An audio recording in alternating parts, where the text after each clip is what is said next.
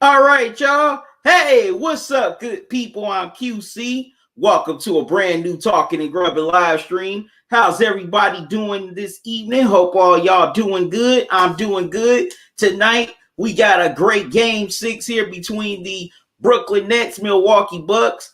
The Nets lead this series 3-2. They're coming off of a great come from behind win in game 5 Tuesday night in Brooklyn. KD was sensational. He had a triple-double. But also Jeff Green, he had a big game with 24 points. Blake Griffin also came up big. Now the Bucks, they led by as many as 17, but gave it up.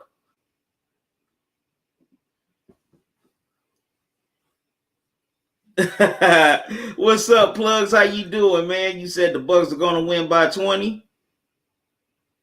What's up, LT? I'm doing good, sir. How you doing? So now they gotta win this game, or their season is over. And Brooklyn moves on to the Eastern Conference Finals. It seems like in the last 2 nights, 2 teams had big leads in game 5 and ended up coughing them up. Like the 76ers, they had a huge lead against the Hawks last night and ended up coughing that game up. So now they got to go on the road to win game 6, or otherwise their season is over. LT, awesome. That's good. Glad to hear that. So now, can the Bucks bounce back tonight here in game 6 and force a game 7, or will the Nets close it out and move on to the Eastern Conference Finals? What's up, OG, man? How you doing? Thanks for joining me.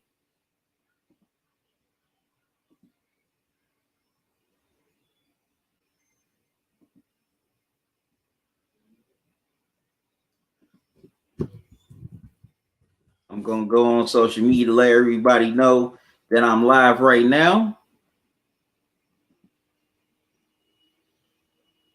I was supposed to start at 8 o'clock, but I decided to come on a little bit early.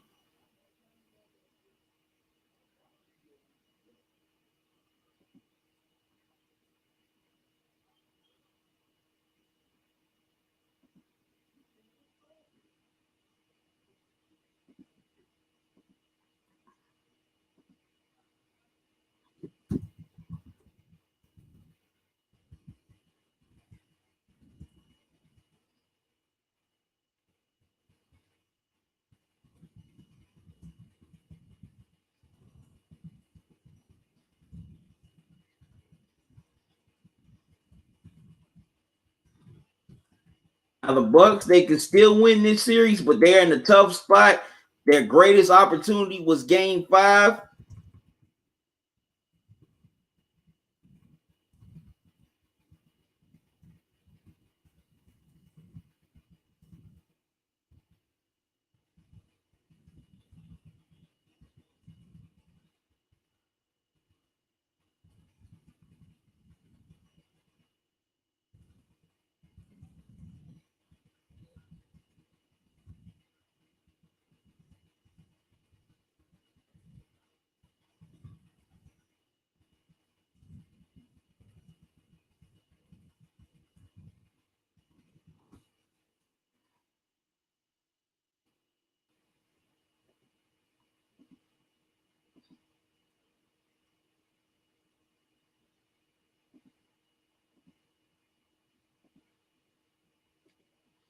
So I want to know.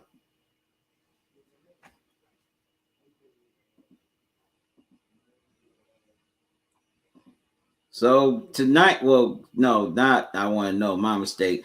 But tonight, I think game 6 can go either way. It's such a toss-up. The Nets, they could win it and close it out, while the Bucks can definitely use the energy of the home crowd, and Giannis could have a big game, so could Chris Middleton, as well as a few role players such as, say, Forbes off the bench, or Connaughton.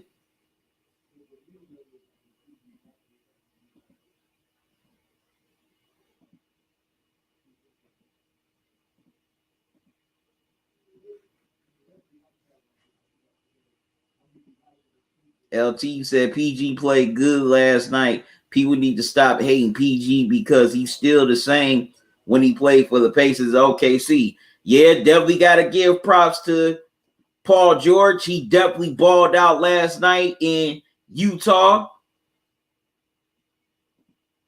As the Clippers definitely pulled off the upset of the Jazz without Kawhi Leonard. But it wasn't just PG. Marcus Morris came up big. Reggie Jackson also, man, came up with some big shots as well. So it's been a total team effort. So definitely got to give the Clippers props. They definitely done a better job defensively on Mitchell. Also, dudes like Ingles and Bogdanovich were balling in these first two games. They've been non-existent. Rudy Gobert, he's been non-existent too. LT said PG is also a great defender, shooter, more athletic, right? Goku, what's going on, man? Thanks for joining me. How you doing? So, yeah, now the Clippers are one win away from their first ever Eastern Conference Finals. I mean, Western Conference Finals. My bad. You know, I'm getting confused with this game 6 tonight. My bad, good people.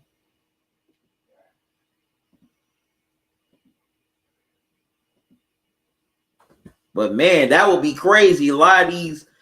Some of these teams get to the conference finals and some stunners. Atlanta, they're definitely one win away from the conference finals.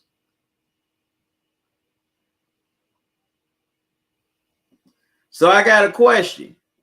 Out of all these game sixes tonight with this game, tomorrow with the 76ers and Hawks, as well as Clippers and Jazz, which game six you see, which series you see likely getting pushed to game 7? I want to know your thoughts on that in the chat.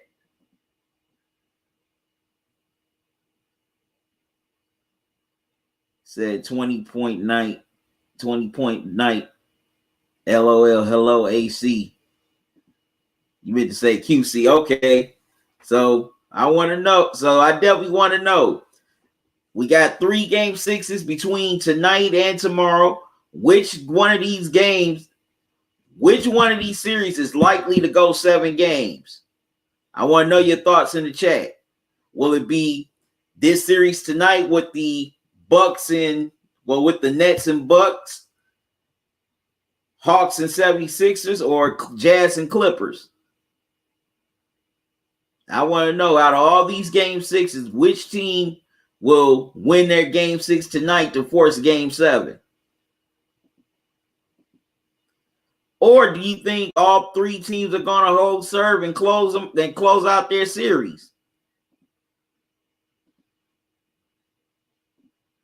LT said, yeah, definitely, since Kawhi not there, they got to use everybody like Rondo, Reggie Jackson, Boogie, Beverly, Morris, Kennard, and Terrence Mann, definitely.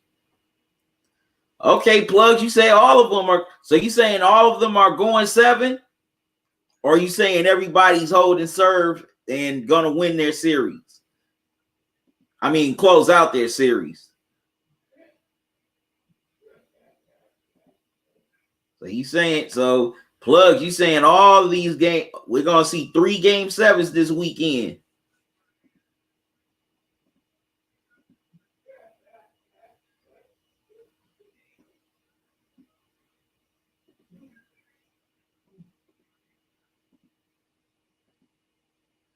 All right, got me some Happy's Pizza here that I'm about to grub on for this game 6. Get to this veggie one.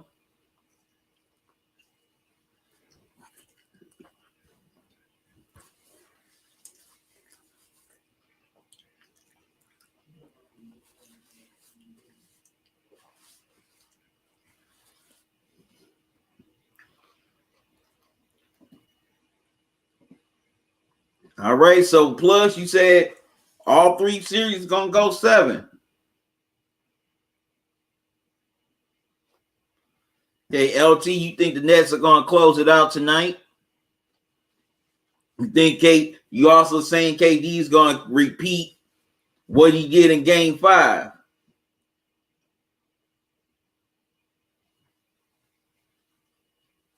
Plug, you said, yes, sir, it's been an exciting and injury-filled playoffs. Yeah, there's been a lot of injuries. Said looks LT said looks delicious talking. You know I love pizza, but in my opinion, it's really a snack. It's not food. Yeah, I get what you're saying.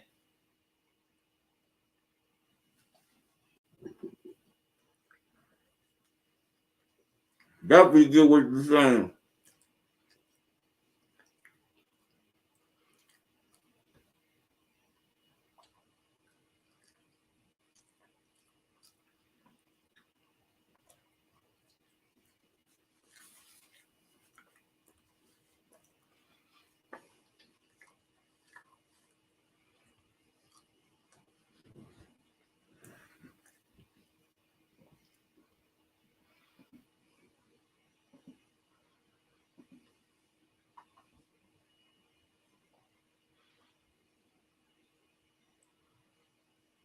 Also, make sure y'all hit the like button. Please hit the like button.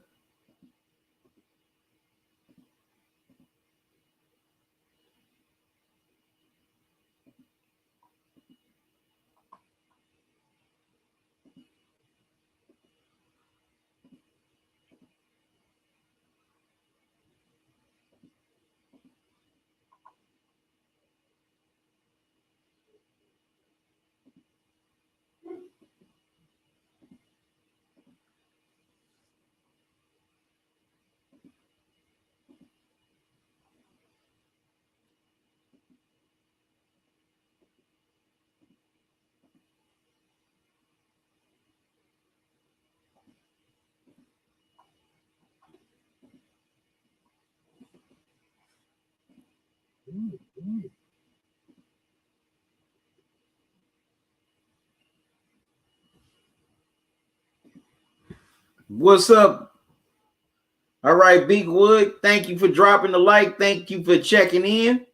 Well, coming in, excuse me. LT said, I mean, when you eat 3 to 5 slices later on, you still hungry, LOL. That's why I eat with some chips and wings. Definitely agree. Definitely got to have wings with mine. Plugs, you having tacos tonight? What kind of tacos you having? Plug, you said, what's your thoughts on this game tonight? They're going to try and lock up KD, so the Nets are going to have to step up from other players. Green has been great. Might be his night tonight. Yeah, definitely. I definitely think they're going to pay more attention to KD, which they should have in Game 5. In the second half, the Bucks should have double teamed KD more. And I'm very surprised they didn't, because I'm not letting KD beat me. I'm going to dare guys like Blake Griffin, Jeff Green, Joe Harris, Bruce Brown. I'll let them beat me. But I'm not letting KD beat me. All right, turkey salad LT, good. That's good. What's up, Bruce? How you doing? Thanks for joining me. Said I should have listened to you yesterday. Well, on the Jazz and Clippers, plus you said they should always double KD. Definitely. And I was very surprised they didn't double KD. Especially a lot more in the second half. Definitely should have gave KD more double teams. Like I said, I'm not letting KD beat me.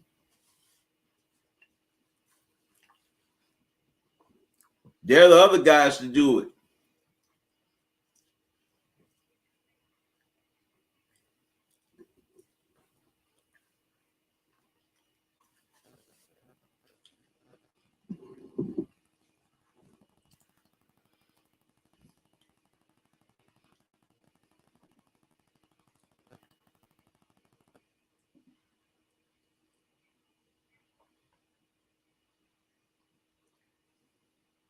Yeah, Bruce, the 76ers choked that game. They definitely choked in that game.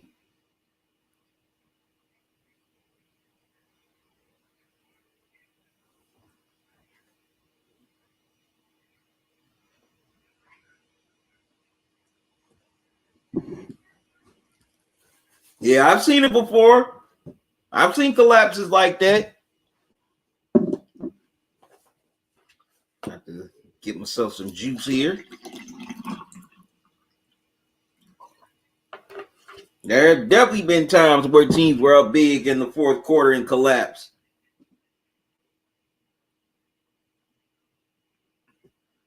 Plus, you said don't let one player beat you. Let the whole team. It's embarrassing to have just one guy beat 5 defending players. That exactly.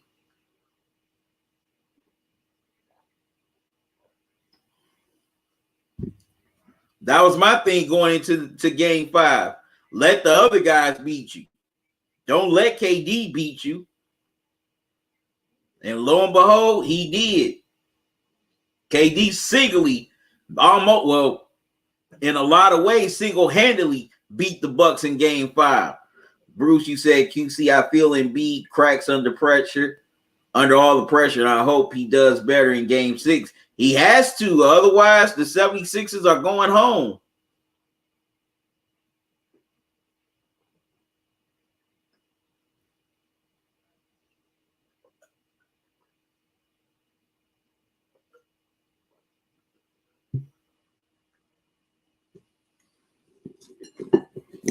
And heads will roll in Philly.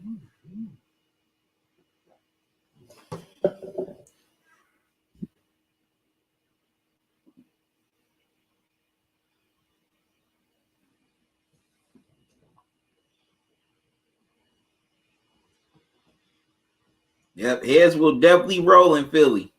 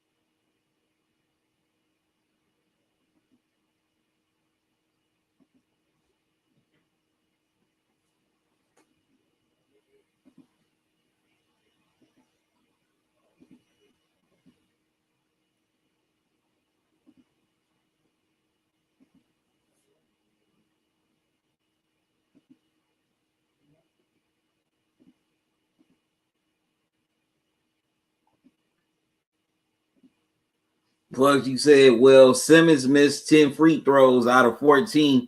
I think the team should charge the players $100 for missing each free throw like a charity.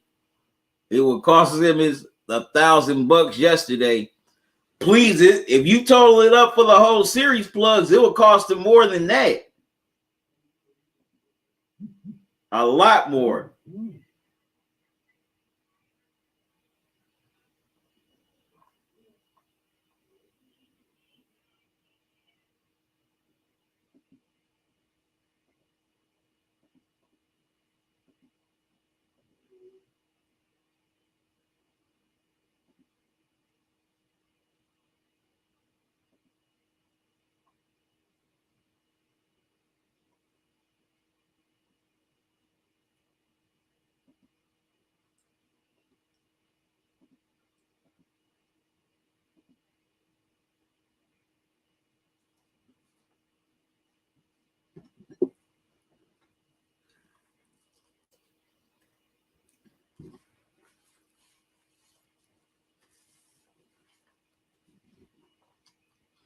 Also, Kyrie is still out with that ankle.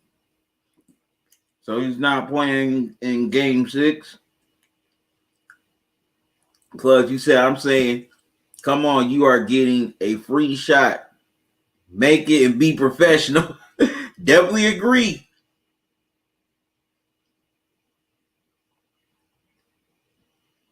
Bruce, you said, QC, I feel the Bucks not moving the ball good enough. That's true. They definitely could use some more ball movement.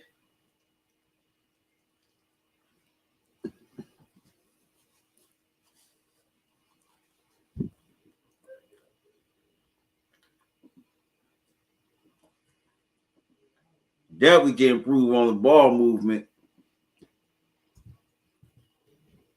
And that may get some guys open for, well, get some guys more open for shots.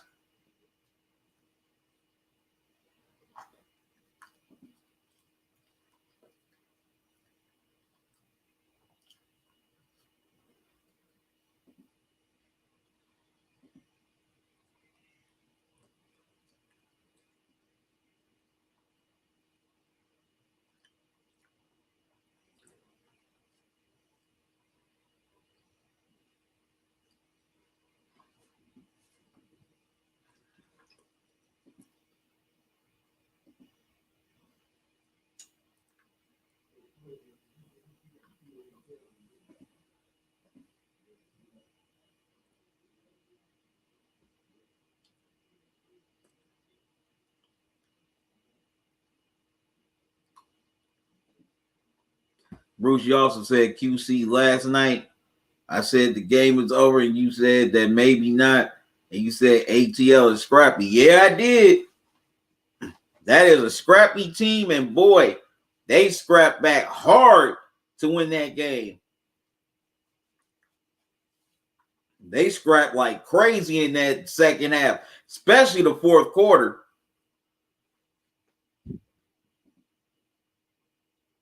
Like you said, the Bucks, excuse me, just spaz out, run down, and shoot. I said it said, well,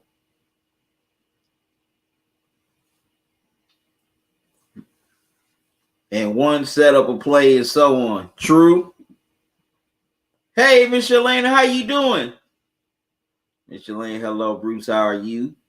QC, I feel if the 76ers lose, then head should roll in Philly. Possibly. Because this team was expected to at least get to the finals, if not win it all. That's why they went out and got Doc Rivers. Got players like, well, veteran players like Danny Green, Dwight Howard. Miss Shalana at Plugs, hello, how are you? QC, Bruce, you said QC, I feel Philly should have kept Jimmy Butler. Definitely. They definitely should have let Jimmy Butler walk, Bruce. I still say that even now. That was a dumb move. Plugs, you said, I'm good, thanks. And how are you? Miss Shalana, I'm okay. Plugs, cool. Plugs, I'm okay. Plugs, cool. Sounds good.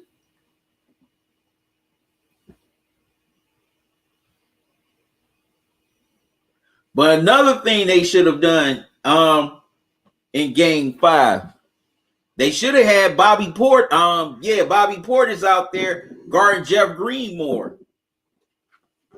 That's another thing I couldn't figure out with Budenholzer. Why he didn't play Bobby Portis more in game 5 to see what he could do on Jeff Green.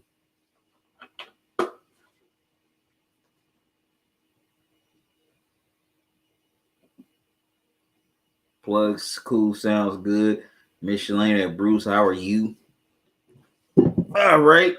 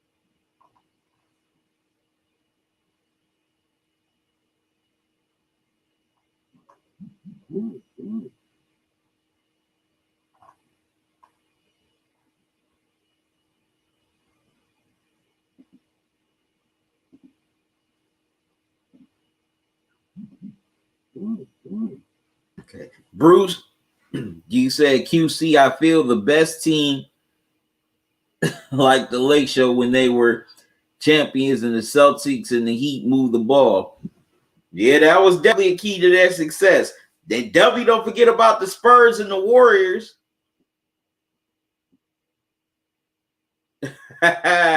Plugs, Bucks by 20 tonight. We'll see. We'll definitely see.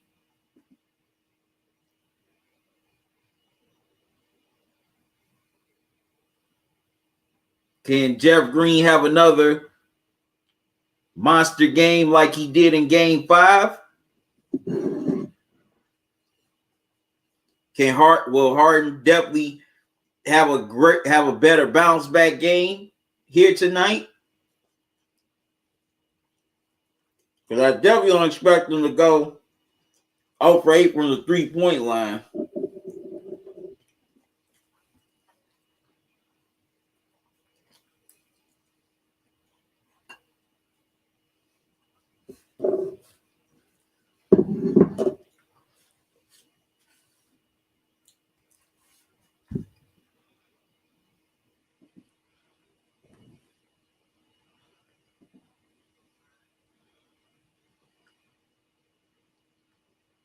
Plus 20 on Bucks, $20 on.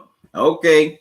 Bruce, you said QC, I feel you how to understand a game can go better than anyone know, right? Yeah, it's pepperoni and sausage plugs.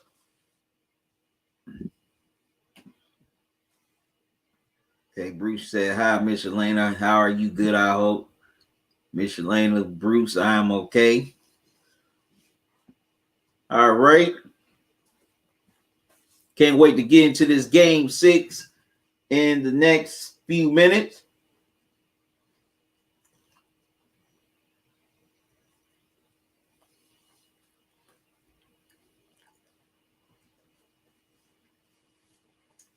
Can't wait to see what the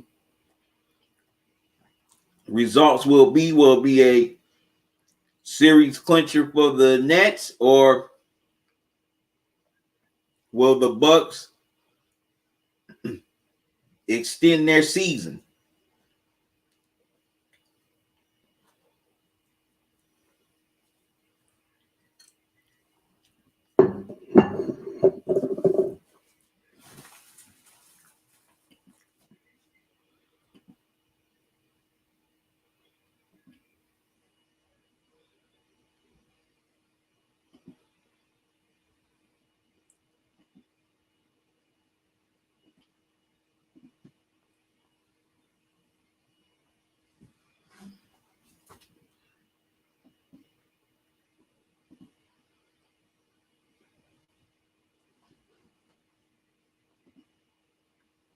Okay, you said ground beef tacos. All right. What you putting on the tacos, plugs? Bruce, you said QC, I agree that was a very bad move. Jimmy Buckets is amazing. Yeah, because they had that go-to guy. Especially if it was like a tight game in the fourth quarter. They had somebody to go to in Jimmy Butler. But instead, they wanted to give that money to Tobias Harris. And this is no knock on Tobias Harris. He's a great player, but I wouldn't have gave him that contract. I wouldn't have. Like I said, he's a great player, but he's getting all-star money. And Tobias Harris, as great as he is, he's not an all-star, in my opinion. Excuse me. Bruce, you said I agree, but QC, remember, I say Jeff Green gonna step up. Yeah, but QC, I felt Jeff Green was gonna step up because he and KD know how to play together. They played for the same team before OKC. Well, yeah, they did play together when KD first got drafted. When they were still in Seattle together. So, yep. So yeah, Jeff Green and KD definitely knew how to play with each other since they played in Seattle and OKC together. But let's see if Jeff Green can step it up for another game.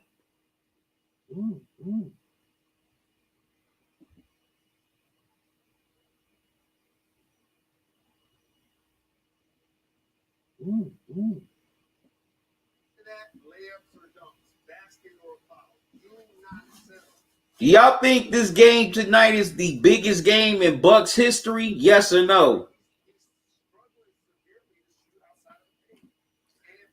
Bruce, you said QC, right on that. The Spurs did ball movement better than anyone, definitely, and they didn't. And look no further than 2014, how that team moved the ball.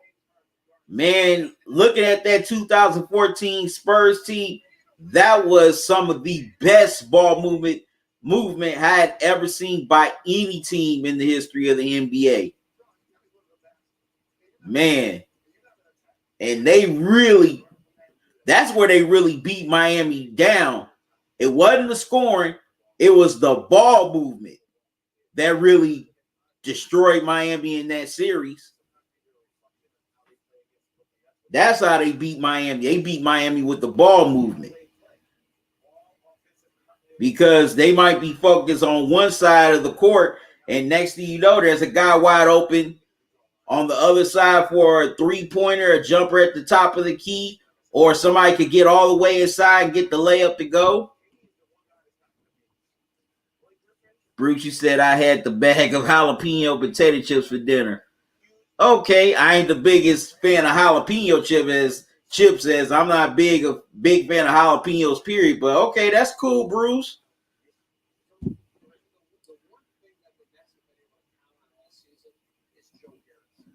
Oops. Okay.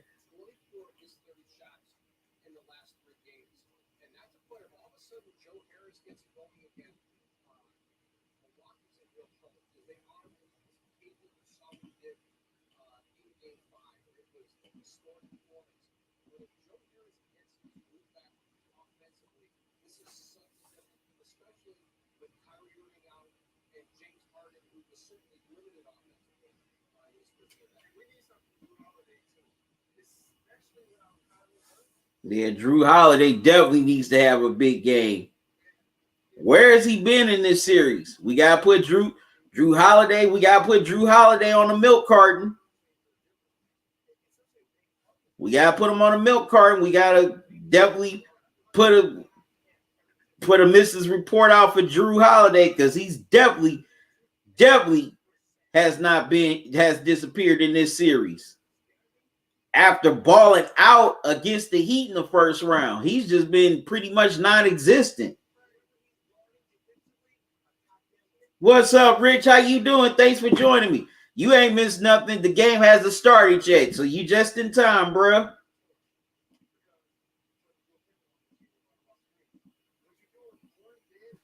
Bruce, you said QC now. I'm grubbing on some leftover fries from lunch from McDonald's. All right now. All right, Miss Shalana, you got the white cheddar popcorn. Where you get the white cheddar popcorn, Miss Shalana? Also, Miss Shalana, do you have any dates on the other dates on Taste in Chicago? Because I know they said they were supposed to do events in July, August, and September. Do you have the dates for August and September? Because I'm not going to be able to come to Chicago in July. I either try to come there August or September. LT, hey, Miss Shalana. QC, Bruce, you said QC, I feel you're right. LT talking, I just got through half a cotton candy snow cone. Oh, wow. Man, I haven't had one of those in a while. Kind of jealous, man.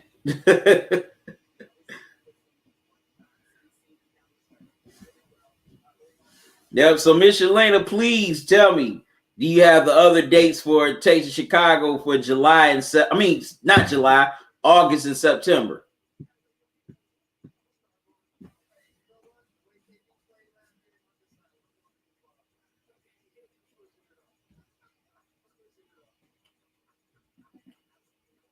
LT, LOL, Michelina. I will find out for you, QC. August and September. Thank you. Thank you so much.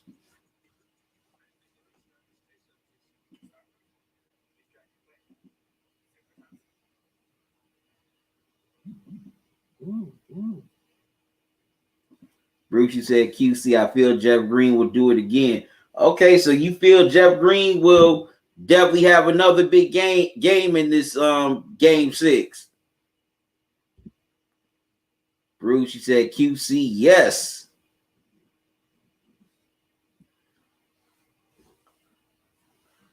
Actually, I was supposed to go to Chicago for Taste of Chicago, but I decided I'm going to do that either in August or September.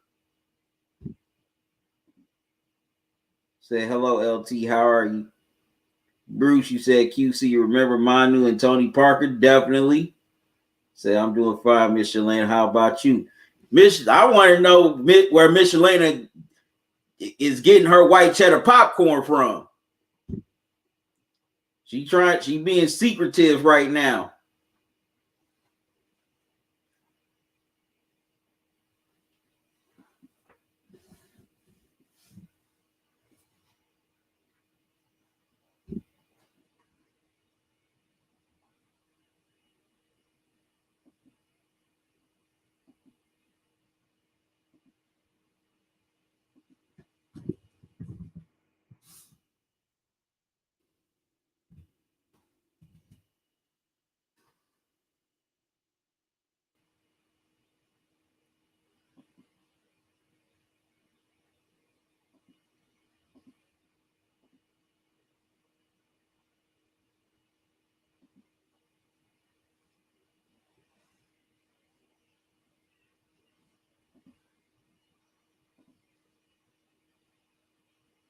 Okay, you got from Woodman's Market. Where is that, Miss Shalana?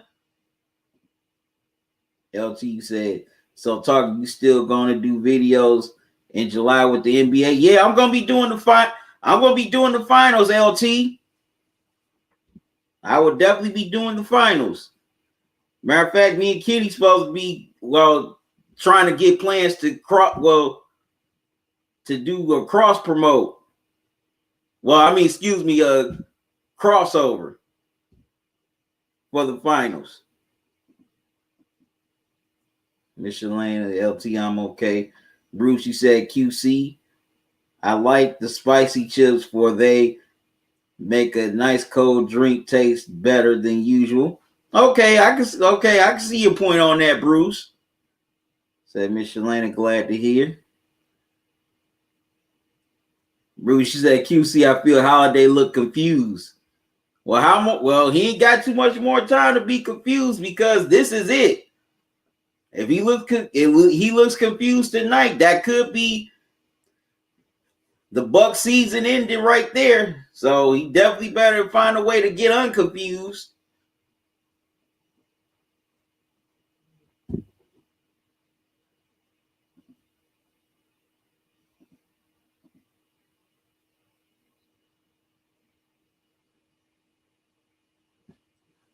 Okay, Michelin said a market in Buffalo Grove, Carpentersville, Kenosha, and Rockford. Okay, Michelin.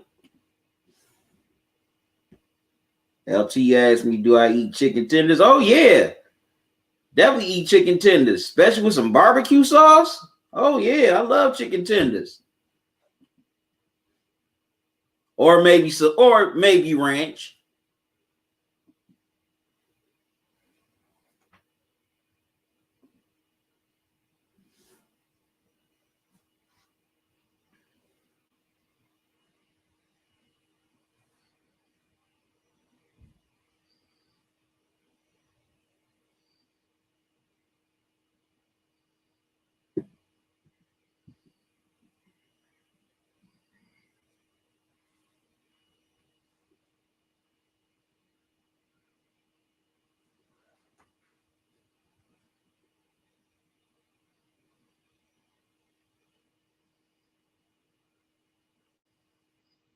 Wow, Budenholzer is 1-6 in elimination games.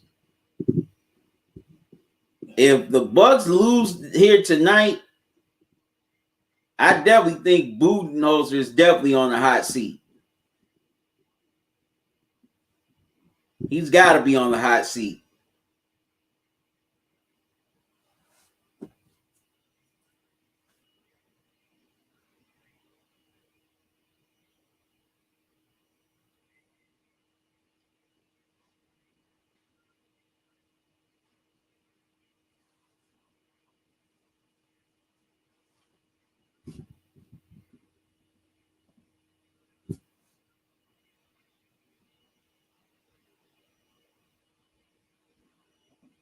Bruce, you said QC.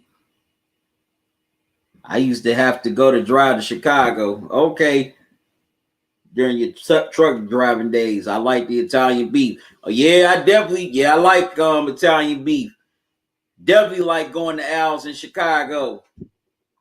Matter of fact, well, it's been a minute since I've been to Al's Italian beef. Next time I go to Chicago, I definitely got to stop there.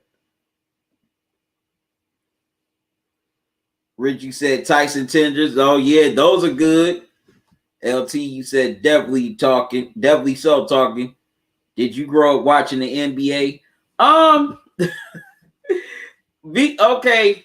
I really didn't watch the NBA when I was little like that. I didn't really start watching the NBA until I got older. That's when I really got into the NBA. I never got into the NBA when I was young. You know, it didn't interest me as a kid for some reason. I didn't start getting interested in it until I got older. That's when I really got into it. That's when I really got into sports, is when I got older. LT, you're a year off. I'm 38. Bruce, you said QC, I feel he gonna do whatever he need to make sure the Nets win. That's definitely a possibility. Jeff Green has had big games in the playoffs before. Bruce, you also said, QC, I feel you right about Philly for heads will roll if they don't win the next two games. Definitely. I mean, because this would be a monumental upset. Because, you know, this is a very young Hawks team. Nobody even expected them to be a playoff team this year. And once they got in, most people thought they'll either be a first round or second round exit at most. But now here they are on the verge of going to the Eastern Conference Finals. So they have super exceeded expectations. You know, say if they do win this series and move on to the conference finals and lose to the Nets in whatever games, people will not dog them. People would definitely be very proud of them. You know, like I said, they've definitely superseded a lot of people's expectations.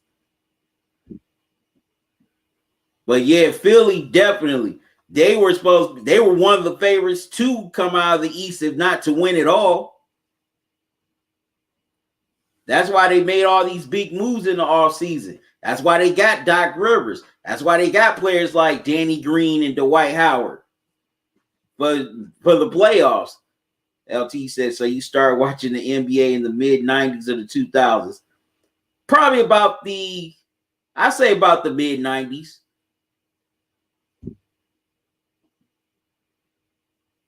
LT said, like, basically what I'm saying is you watch the NBA with Kobe era. I mean, more like late Jordan era. More like late Jordan era. You know, this is when Shaq and Penny was starting to come into their own with the Magic. You know, like when Penny was doing the little Penny commercials with Chris Rock being the voice. And we all remember those little Penny commercials. Man, those commercials used to be hilarious. Rich, you said go Bucks. Okay. Yep, so I started watching the NBA late Jordan era during the Bulls' second three-peat. That's how I put it. Bruce, you said QC, that garlic bread your sister-in-law make look great. It was. It tasted good, man.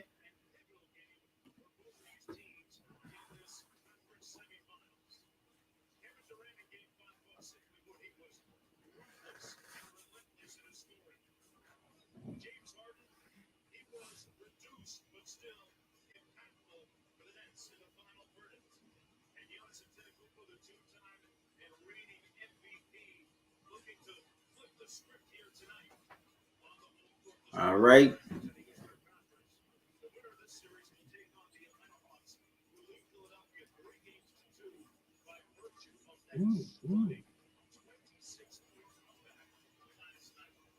That's crazy. Atlanta came back from 26 points down to win. Okay, they got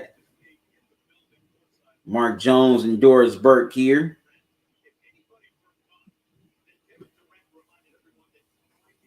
I definitely like Doris Burke.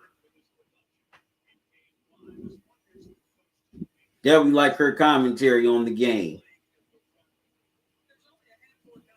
I wish they would have her call more games. Oh, sorry.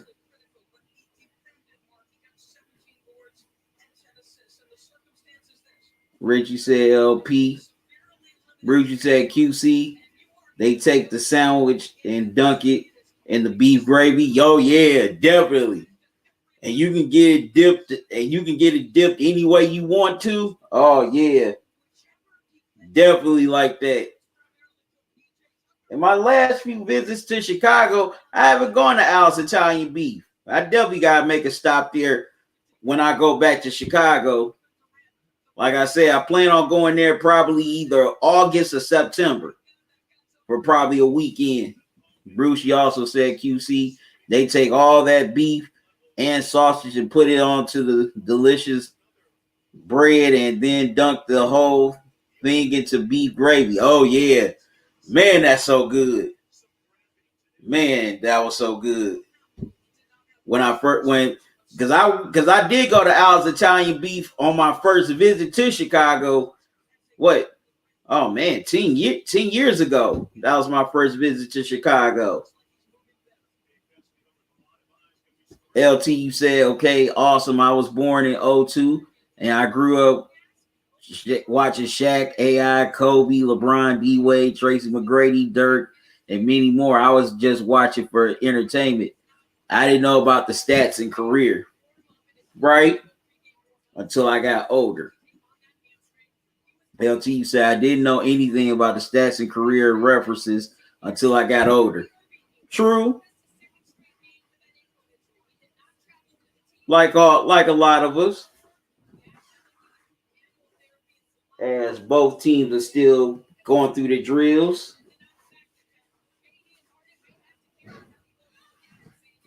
Kyrie is out for the second straight game due to his ankle. So say if the Nets win here tonight and get to the Eastern Conference Finals, I say Kyrie will probably miss maybe the first 2 or 3 games of the Eastern Conference Finals.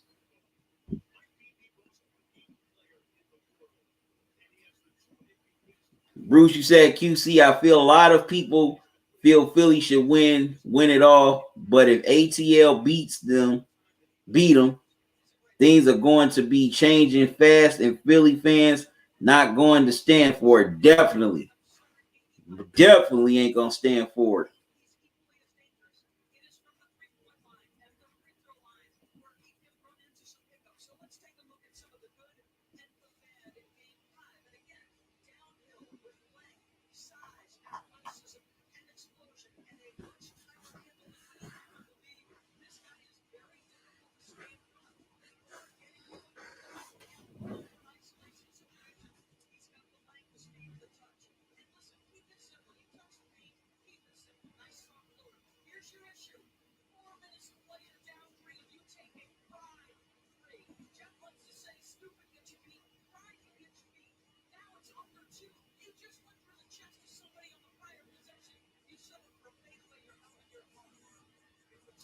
Yeah, that was Giannis taking that fadeaway with Harden guarding him.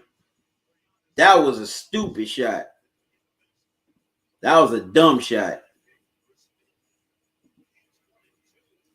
Bruce, you said, but QC, I feel you know a lot about basketball history for you know about Moses Malone and fo. Yeah, I know about old Moses, the late great Moses Malone. LT, you said Doc Rivers needs to stop switching back to back with the players. Definitely agree with you on that. Rich, you said we're not going to take it. Bruce, you said QC, I hope Kyrie can come back soon. He is the key. Like I said, if the Nets can win this game in advance, I say Kyrie will probably be out no more than 3 games of the Eastern Eastern Conference Finals.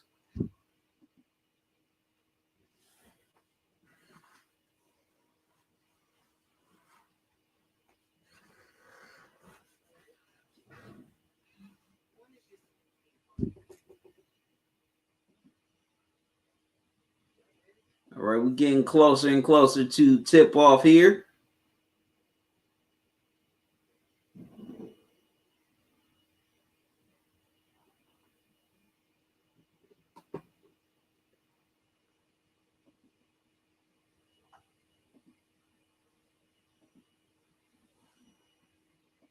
LT, you said talking.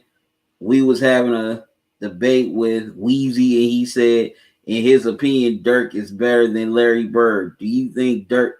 No, not at all. Dirk is not better than Larry Bird. See, Weezy drink too much. Weezy need to stop drinking that moonshine down there in Louisiana. No, I'm just playing. Bruce, you said QC, I don't like the Chicago pizzas. I feel it got too much cheese. You the first person I've heard say that. Some people criticism of the deep dish is they got too much dough. But a lot of native Chicagoans really don't like deep dish pizza. They'll tell you in a minute they can't stand it. You know, they say that's more for the tourists. LT, LOL, that's what I'm saying. All right, good people, I gotta step away for a moment. I'll be right back, so don't go away.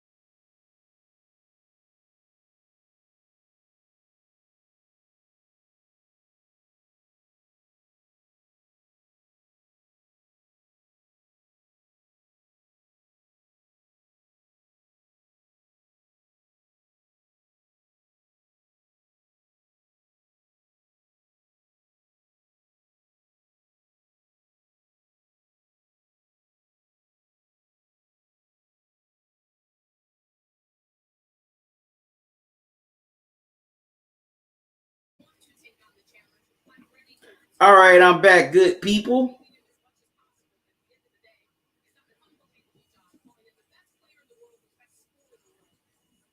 No, real Dre, I don't show the game. LT, you said that Bruce, I don't like all that cheese on my pizza. You know that if it has too much cheese, I'd rather eat a thin crust pizza. I don't mind all that cheese on the deep dish. Definitely don't mind it. Said QC, you got that right. Moses Malone, may he rest in everlasting peace. He with God now. Definitely. Okay, got myself a Reese's Klondike bar here.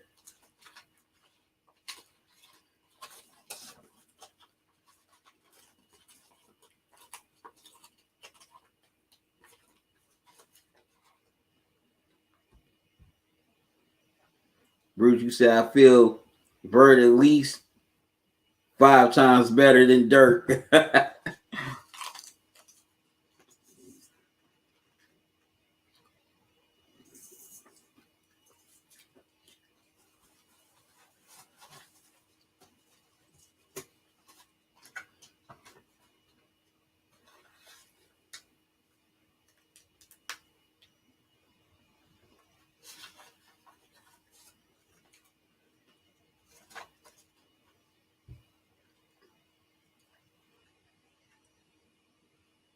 Bruce, you said QC, I feel it got too much cheese, and too much dough. Yeah, that's what a lot of people complain about when it comes to deep dish, too much dough. I don't really hear a lot of people complain about the cheese.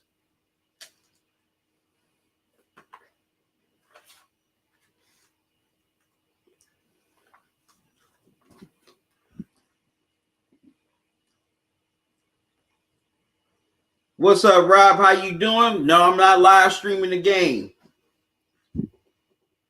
It's just reaction and breakdown.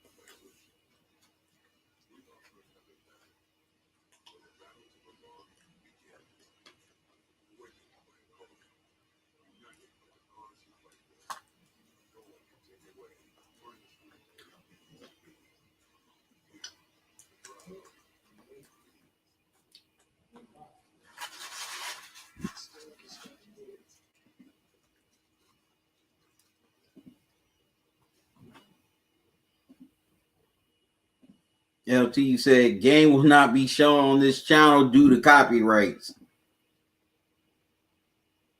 Yeah, Plugs is a Klondike bar. Well, it was a Klondike bar. It was a Reese's Klondike bar. I had to give me another one later. Plus, what would you do for a Klondike bar?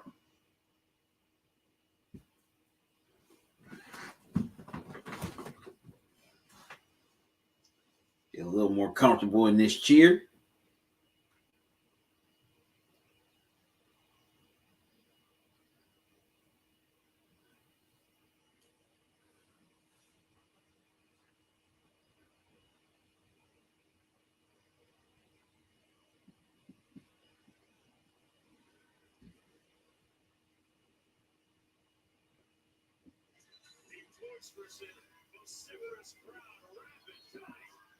All right, the Bucks faithful are outside the Deer District, in front of the Pfizer Forum.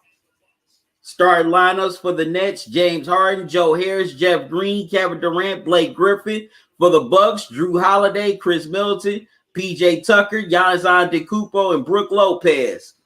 Those are your starting 5 lineups for both teams here tonight in this Game 6.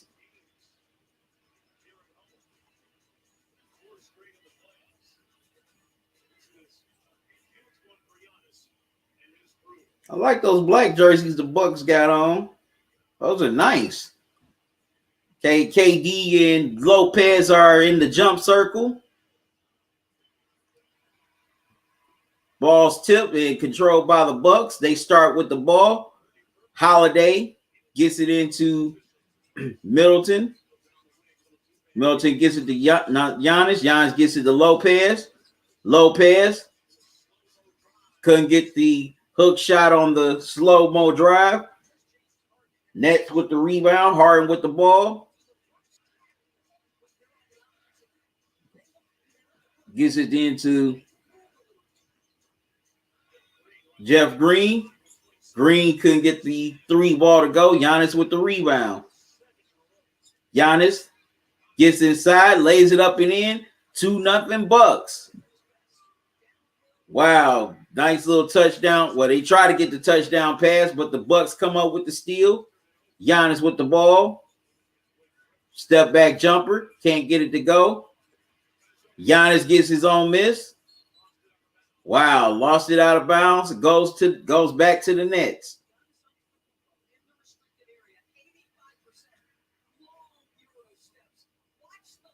That was nice Euro step by Giannis right there. Harden with the ball. Gets the screen. Swings it around to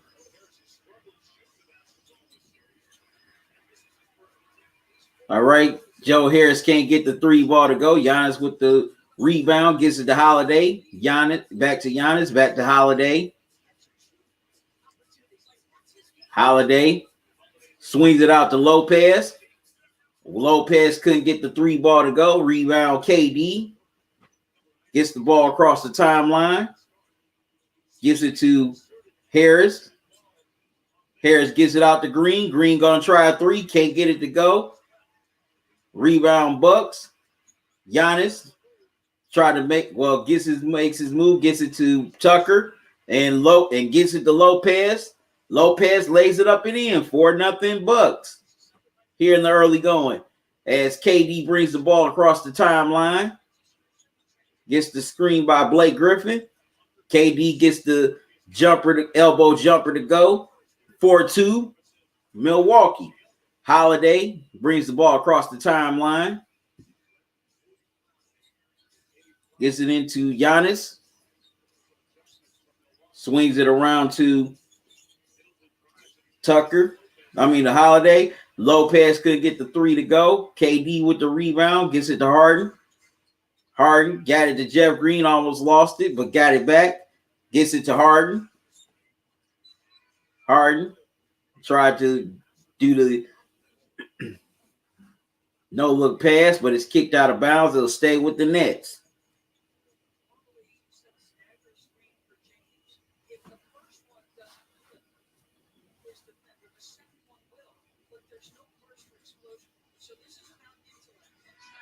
Wow. Lopez comes up with the steal. Holiday gets it into Giannis. And Giannis gets all the way inside, lays it up and in. As he did a chest move on Blake Griffin. Got it to go. 6-2, Milwaukee. KD with the ball. Gets it to Harden. And Holiday gets the steal. Gets it to Giannis. Gives it back to Holiday. Giannis kicks it out to Tucker. And Tucker can't knock the 3 down. Rebound KD. Gets it across the timeline. Swings it to Blake Griffin. Blake can't get the 3 to go down. Rebound Middleton with the ball. And Middleton pump fake, gets the foul on Harden. And he'll step to the line for 2.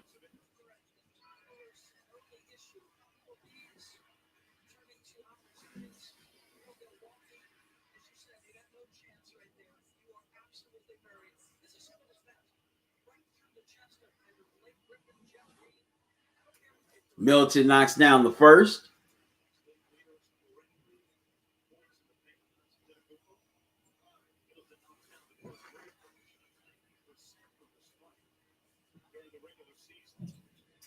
Middleton knocks down the second. 8-2 Bucks. Harden brings the ball across the timeline. Gives it to Durant. And the ball stolen by Middleton. Holiday brings the ball across the timeline. He's going to step into a three. Can't get it to go. Harris with the rebound. Gets it to Harden. Harden brings it across the timeline. Gets it into Harris. Wow, Harris shots blocked by Lopez. Giannis steps inside and gets the layup to go. Count it. Plus the foul. And he has a chance for the three-point play.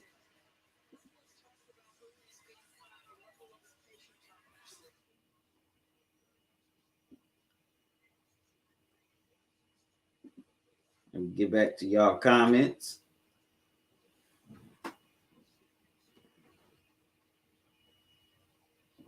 LT said, yeah, talking people get banned when they use copyrights, and I'll get angry if my channel is banned for months. Yeah, I definitely seen a couple of YouTubers get banned for showing clips for months. Say Bruce LT, I agree. Agree for it too much in my job. For it too much, it makes my jaws tired. Bruce said QC and it's expensive. Yeah, that is true. Deep dish is expensive. Bruce said QC, I feel the Nets will win tonight by at least 10. What's up, Vibes? How you doing? Thanks for joining me. Vibes, you said Nets can't overplay their stars today, right? No, I don't think the Euro step is traveling, Bruce.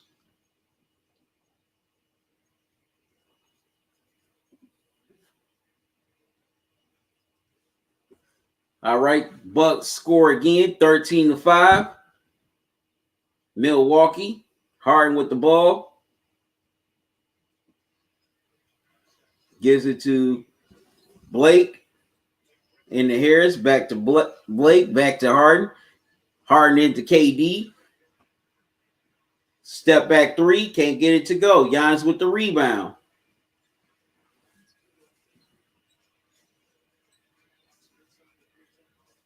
Giannis swings it around to Holiday. Holiday gets the step back to go. 15-5. Bucks up 10 here in the early going. KD brings the ball across the timeline. Steps into a three. Can't get it to go. Holiday comes up with the loose ball. He's going to step into a three. Knocks it down. Drew Holiday from downtown. 18-5. Bucks leading here by 13. Steve Nash takes a timeout. Bucks coming out here aggressively. Leading by 13. Richie said, QC, I heard some announcer on TV say it was traveling. Well, they don't know basketball, whoever that announcer was. Y'all excuse me for a moment.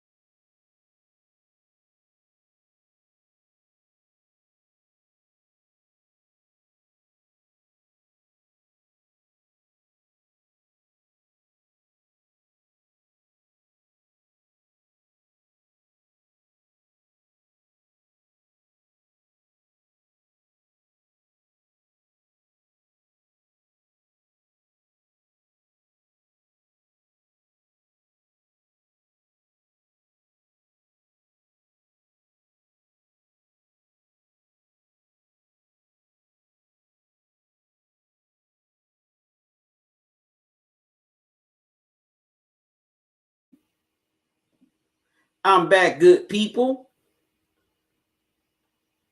Bucks lead here 18-9 as the Nets couldn't get the jumper to go. Milton with the ball gets it to Giannis. Giannis spins inside, but the ball gets stripped by Harden. Harden brings it across the timeline. Holiday guarding him.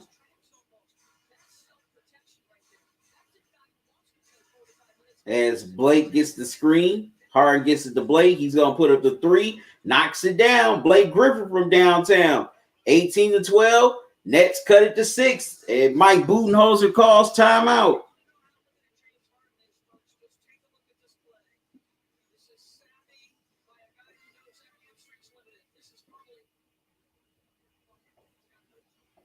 Yeah, you can definitely tell that hamstring is still bothering James Harden here.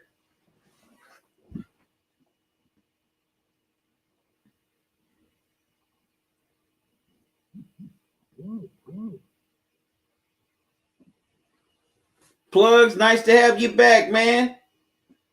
Plug said, hello, Bruce. Simply lemonade drink. Oh, yeah, definitely love those. Well, definitely love that, Rich. That's good. Oh.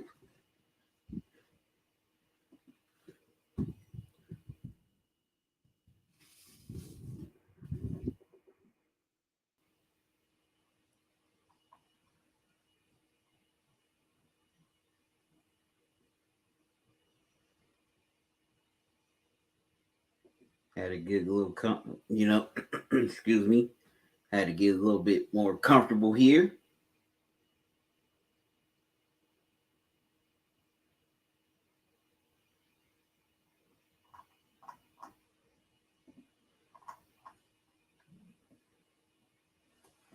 All right, so we got a good one here so far in the first quarter.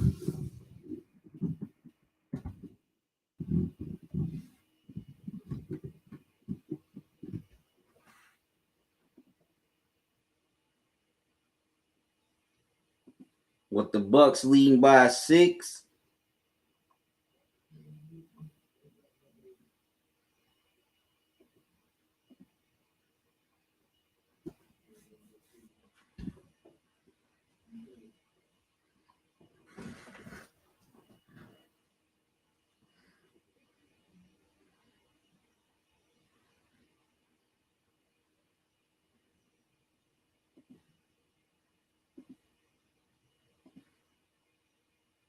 Said Plugs, I'm okay. Hi, how are you? Y'all excuse me for a moment once again. Good people, I'm sorry. I'll be right back.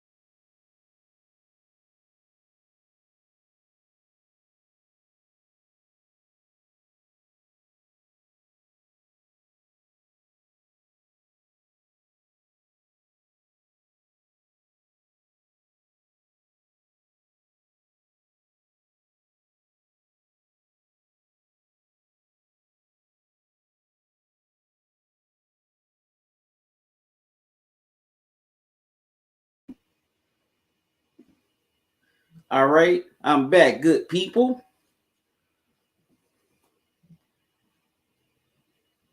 As Giannis is at the free throw line for the Bucks. They lead here 22-14.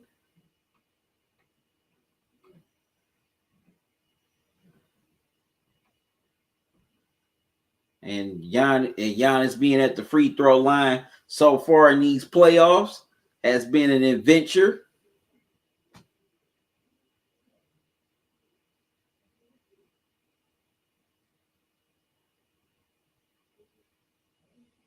Giannis knocks down the first.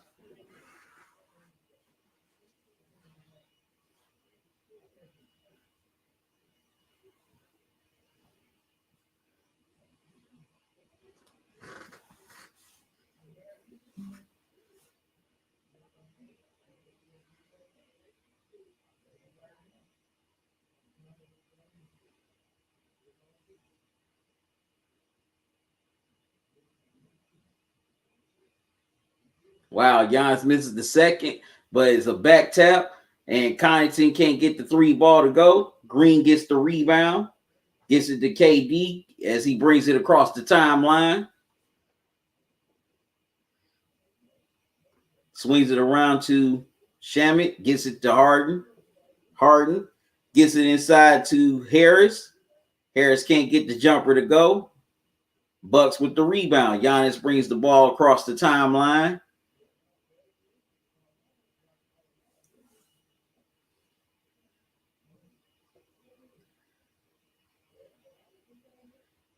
As he's surveying the court, makes his move inside, lays it up and in.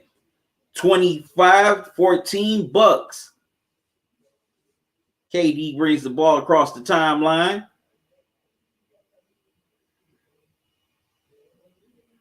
Gets all the way inside. Turnaround jumper, gets it to go.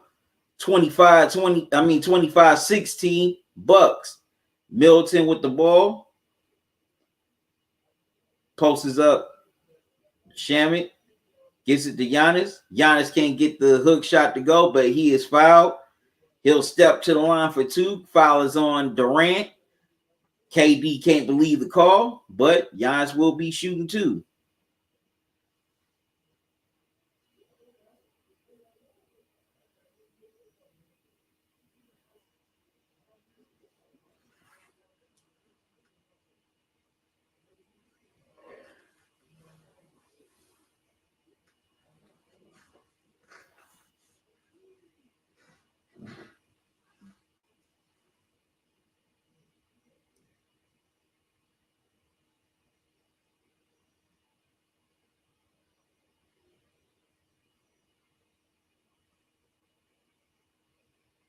Wow, Giannis misses the first.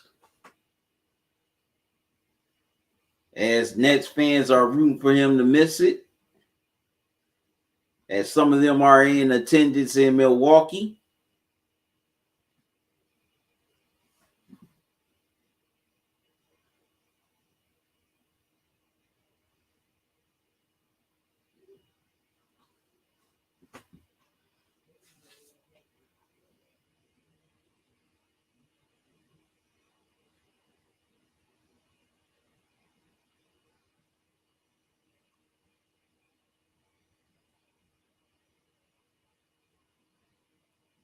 And they keep on taunting him. Giannis misses both. Tucker couldn't get the loose ball. Nets come up with it. KD gets it out to Green. Green puts up a three. Knocks it down. Jeff Green from downtown. 25-19 Bucks. Middleton gets it across the timeline.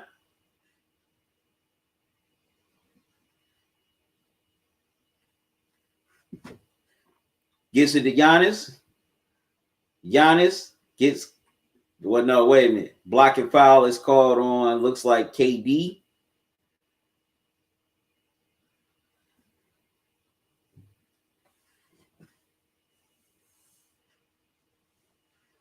No, not KD. It looks like it was on Harden.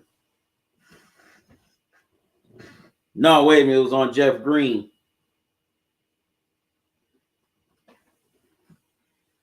So the blocking foul's called on Jeff Green. Giannis is at the line again to shoot two.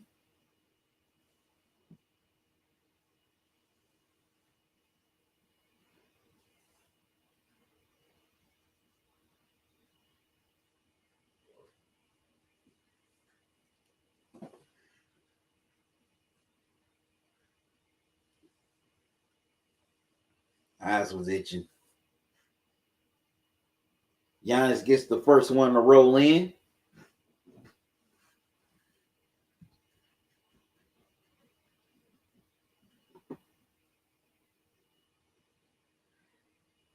Giannis's younger brother comes in to the game.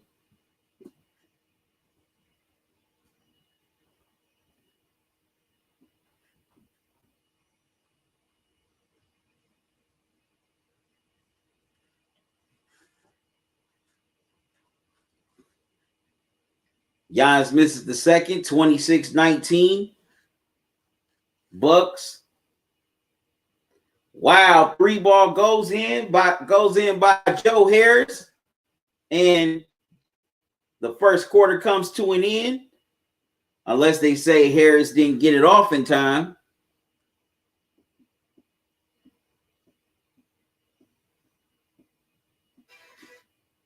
So that might not count, but it's 26-19 Bucks after one.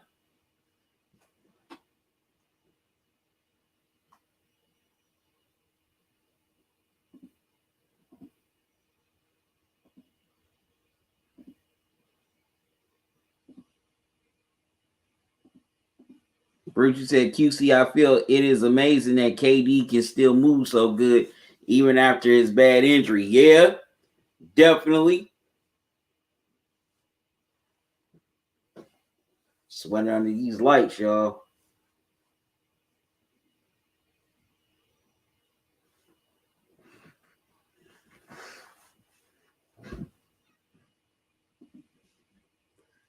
The Bucks started off hot, but the Nets definitely, they was gonna make a run of their own. They got KD on the other side of that court.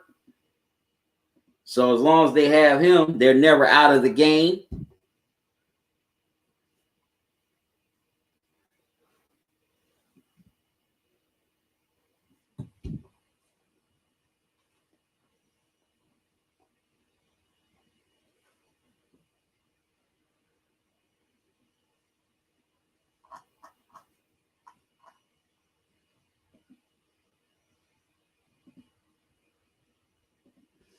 Plugs, you said I'm having some of that chunky monkey ice cream. What kind of flavor, Bruce?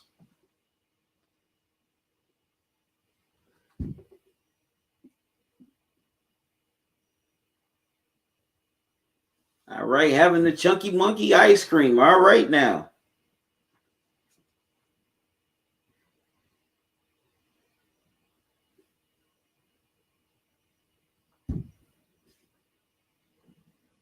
Definitely can't wait to see what happens here in this next quarter.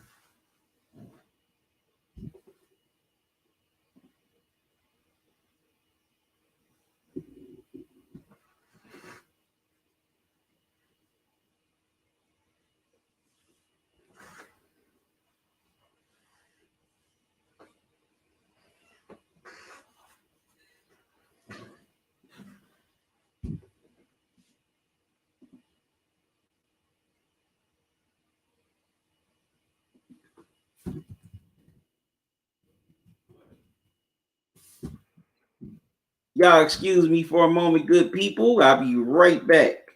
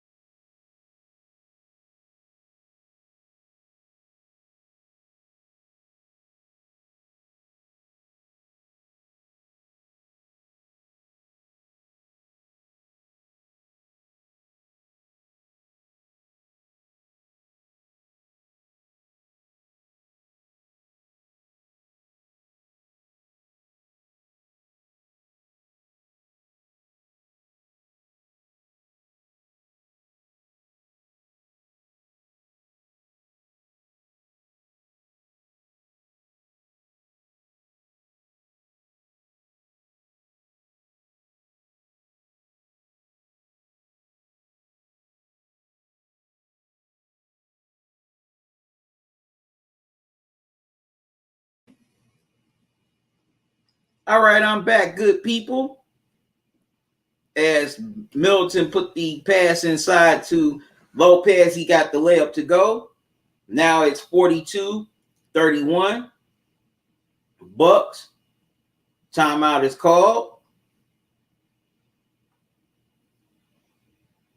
As the Bucks lead by 9 here in the second quarter.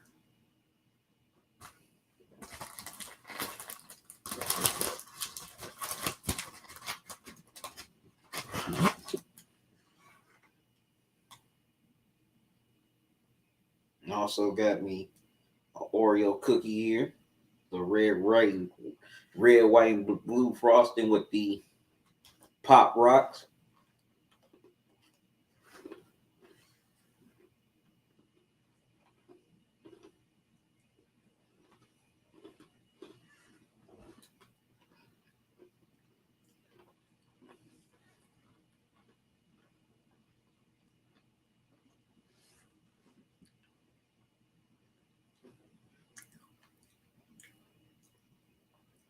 Plus, you said it's a banana ice cream with walnuts, chocolate fudge in it. No, I ain't never had it. I know what you're talking about now. No, I'm not big on banana ice cream, Plugs.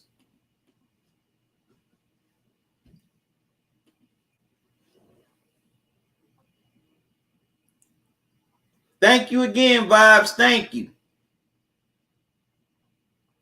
Said QC, I feel the Nets making the move.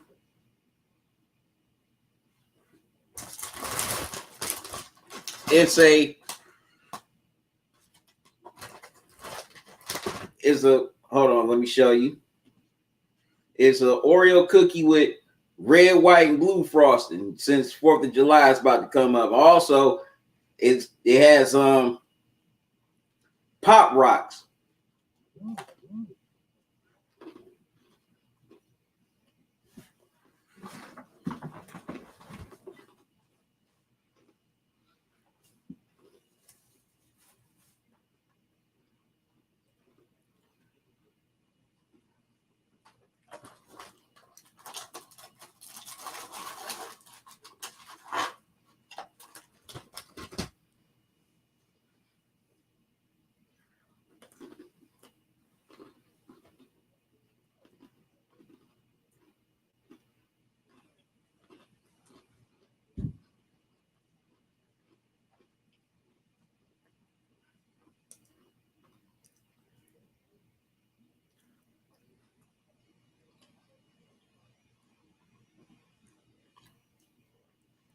Plus, you still saying Bucks by 20.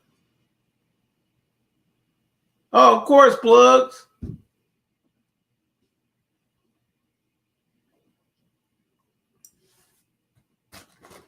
It still tastes like regular Oreos.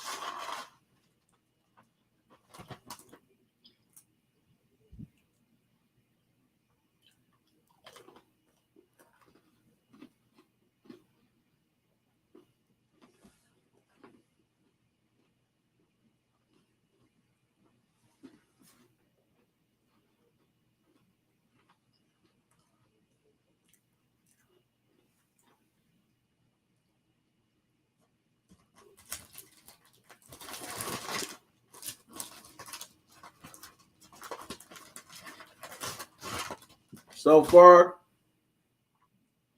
the Bucks have done a good job of defending KD. Nets with the ball. Blake gets it into Harden. Harden can't get the runner to go. Here come the Bucks. They get it into Giannis. Giannis gets inside, lays it up and in. 44-31, Milwaukee. Next with the ball, Harris with it. They get it to Harden.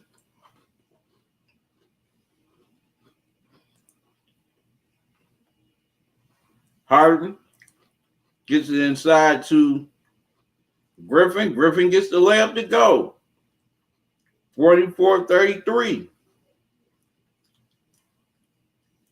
Bucks with the ball, leading by 11. Middleton can't get the turnaround jumper to go. Here come the Nets. Harden gets the ball across the timeline. Swings out to Griffin.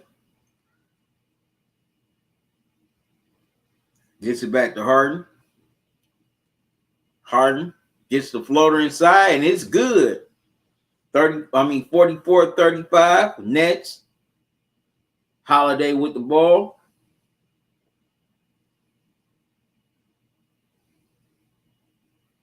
Stops. Can't get the step back jumper to go.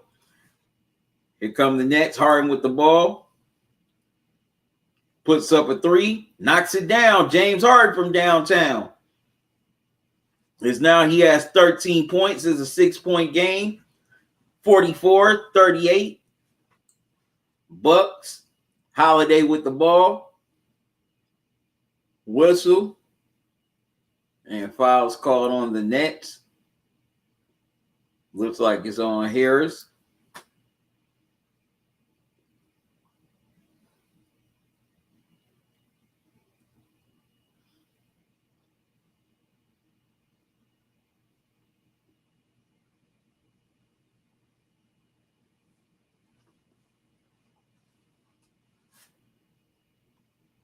Right, the inbound the ball. Wow, Middleton couldn't handle it. And the Nets come up with the turnover, and Blake Griffin lays it up and in. 44-40. 4-point game.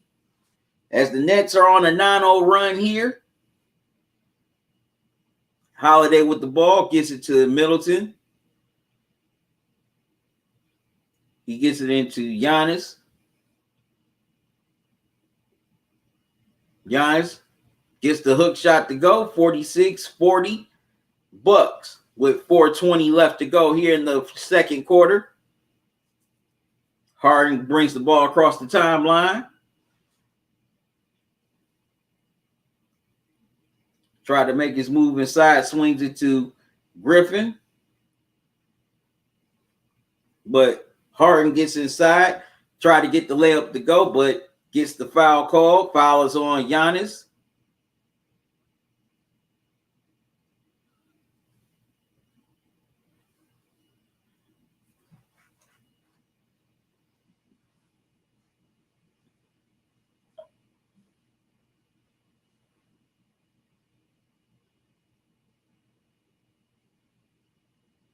So Harden's at the free throw line.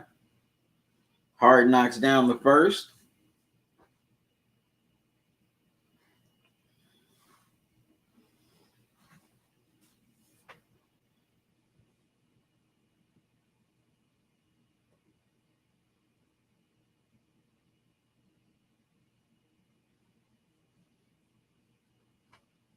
Wow. Okay, Harden splits the pair. 46-41. Bucks by 5. Holiday with the ball. Griffin guarding him. Steps into a three. Can't get it to go. As Giannis rescues the rebound. And then Middleton knocks down the three. 49-41. Bucks.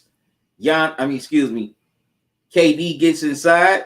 Ball stolen by Holiday. Holiday comes across the timeline. Lopez is going to try a three. In and out. Fight for the rebound. Nets come up with it. Blake gets it down quickly to Green. Green swings it back to Harden. Wow, Harden. Another bad pass. Stolen by Holiday, and he gets fouled. Oh, no, wait a minute. Is that on Lopez?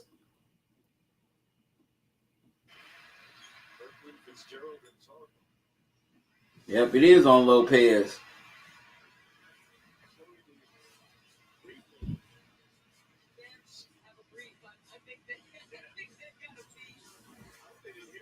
KD knocks down the three. 49-44. Nets within 5. 3 minutes left to go here in this second quarter. Middleton with the ball. Gets inside. Gets fouled. And he'll be at the line shooting 2.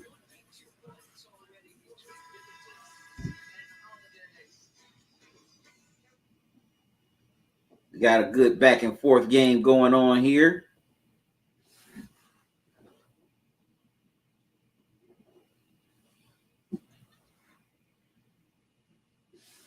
Here in these final 3 minutes, 3+ minutes, excuse me.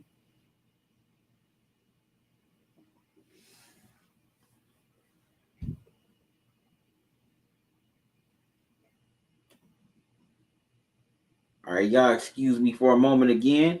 I'll be right back, so don't go away.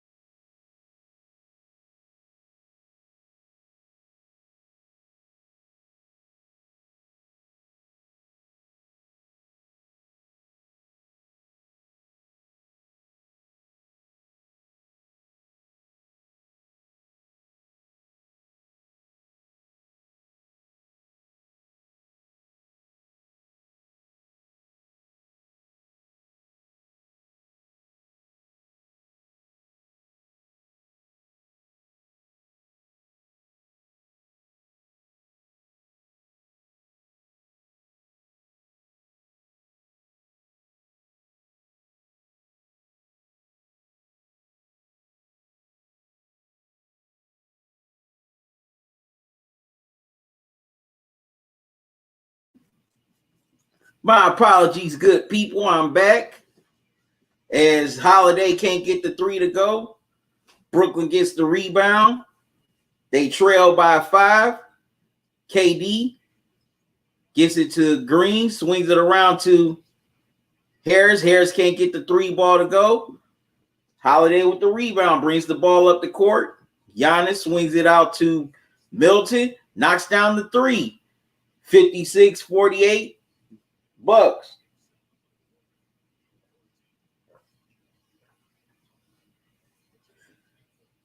KD can't get the 3 to go. Giannis with the long rebound. Gets it across the court. Swings it around to Milton once again.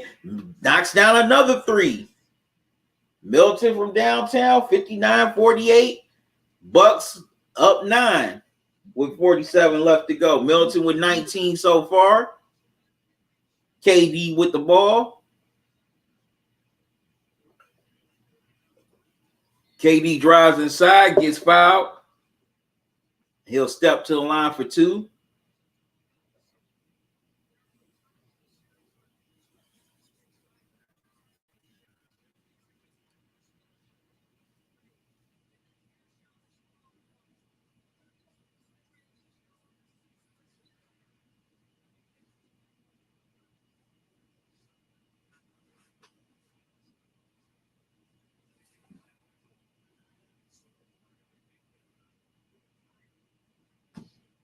I'm going to get back to y'all comments in a few minutes.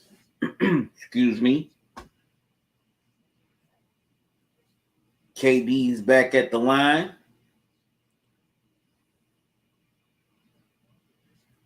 Wow. This is the first.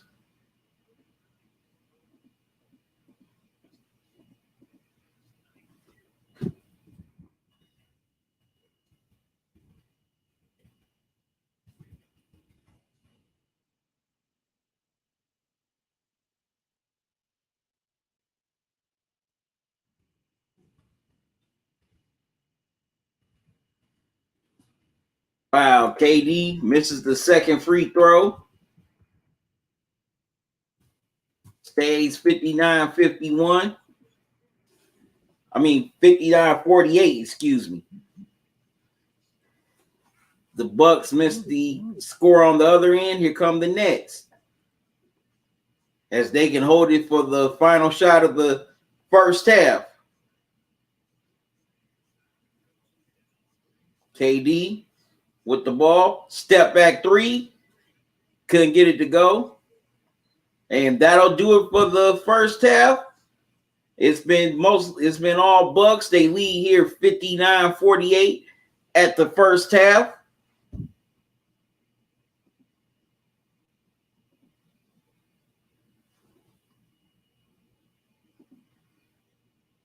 High Vibe said break time, bro. All right, so the Bucks lead the Nets by 9 here after 2 quarters. Bucks are trying to get this back to Brooklyn for a decisive Game 7, while the Nets are looking to close this out and advance to the Eastern Conference Finals here tonight. And if it goes to a Game 7, then it'll be back in Brooklyn Saturday night.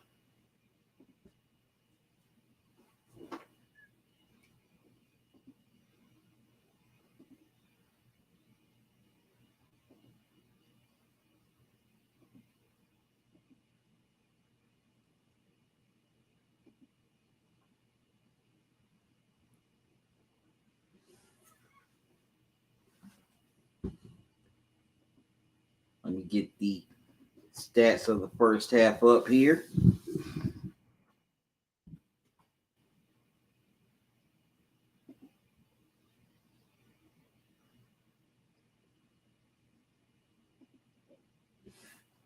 Now, definitely like what the Bucks have done defensively. They've done a more solid job on KD, not just, letting him be comfortable, getting into his airspace. They're definitely making life miserable for him right now. Excuse me. Harden, you can definitely tell that hamstring is still bothering him because he's not moving the same.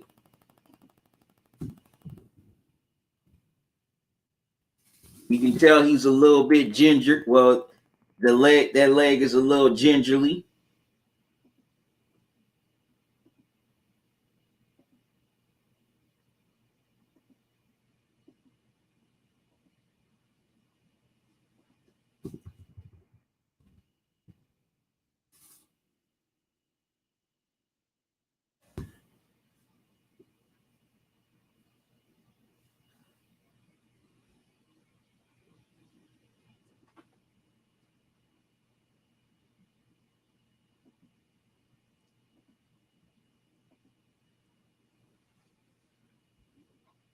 So I definitely want to know what's y'all thoughts on this first half. Let me know in the chat.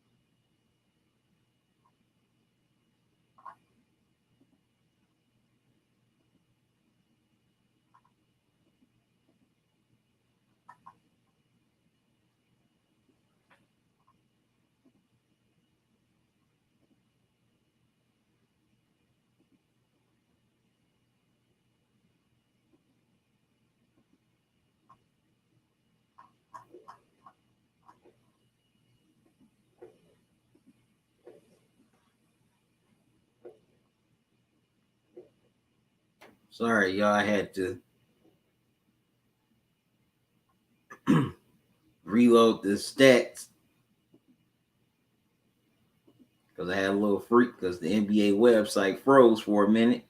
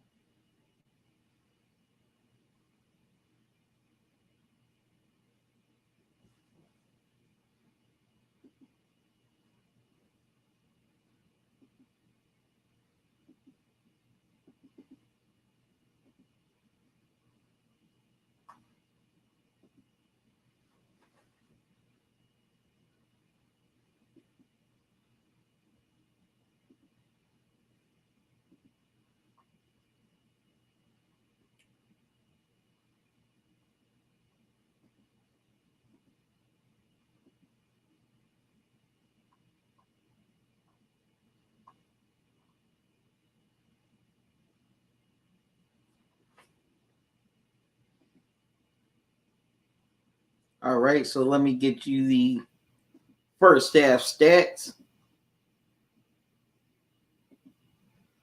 There we go. All right, so far for the Nets, KD only with 13, Blake Griffin with 11, Harden with 14, Jeff Green with 3, Harris with 2. Harris has definitely struggled in these last few games. He's got to pick it up. Shamet with 2 off the bench and Bruce Brown with 3. That definitely is not going to get it done. On the flip side for the Bucks, Giannis with 19, Middleton with 19, Holiday with 11, Lopez with 8, and Forbes with 2. Now, the Nets are 18 of 39 for 46%, while the Bucks are 23 of 45 for 51%. The Bucks are 38% from 3-point range, while the Bucks are only 27% from 3-point range. So most of the shots the Bucks have gotten in the first half have mostly been in the paint. They haven't really had too many perimeter shots.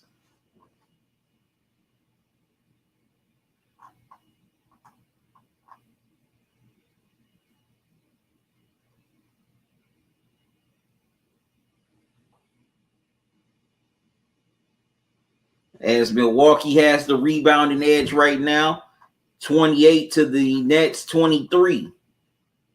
So basically, KD, Jeff Green, and Harden are the reason why they're still in contact with this Bucks team, because if they were struggling, they would have been blown out by now. But other guys are going to have to step up in the second half if they want to win this game to close it out. Joe Harris, he's definitely struggled from the perimeter in these last few games. He's got to pick it up. Bruce Brown definitely has to pick up his play. Also, definitely need more bench help. If the bench for the Nets can step up here in the second half, they have a great chance of winning this game.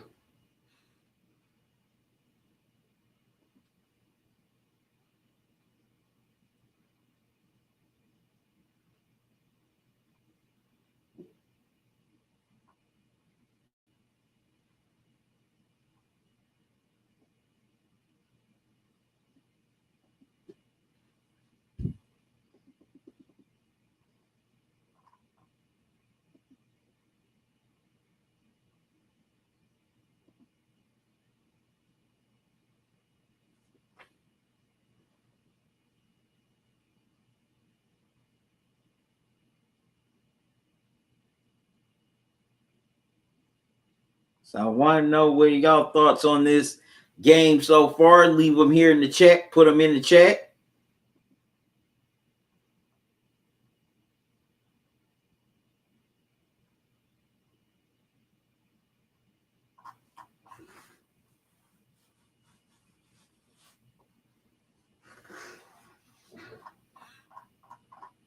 Doesn't matter if you're watching this on YouTube, Facebook, Twitch, or Periscope. Definitely want to know your thoughts here on this first half.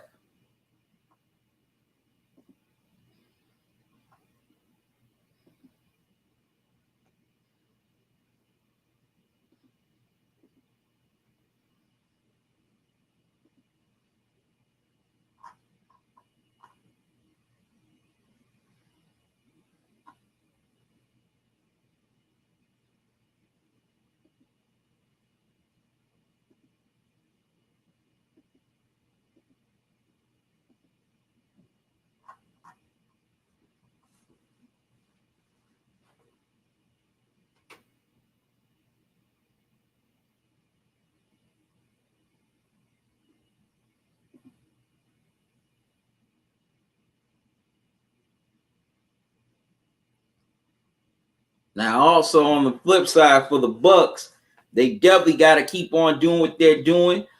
They definitely got to keep that defensive intensity up. They definitely let their foot off the gas in Game 5, and that ended up coming back to bite them in the rear and cost them in the end. They cannot let up.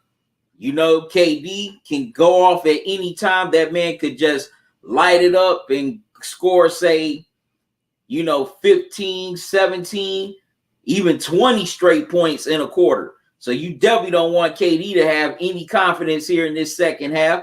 Harden, despite the fact he's still struggling with that hamstring, he's starting to get it going a little bit here. You don't want him to have any confidence either. You don't want him to have his Isaiah Thomas moment. As y'all don't remember, he scored all those points in Game 6 of the 88 NBA Finals against the Lakers on that real bad ankle. Man, despite the fact the man was straight up hopping, He was just still scoring.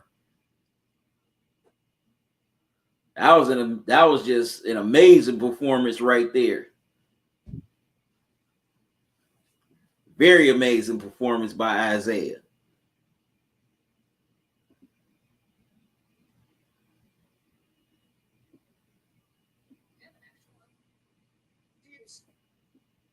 All right, good people. I gotta step away for a moment. Once again, I'll be right back, so don't go away.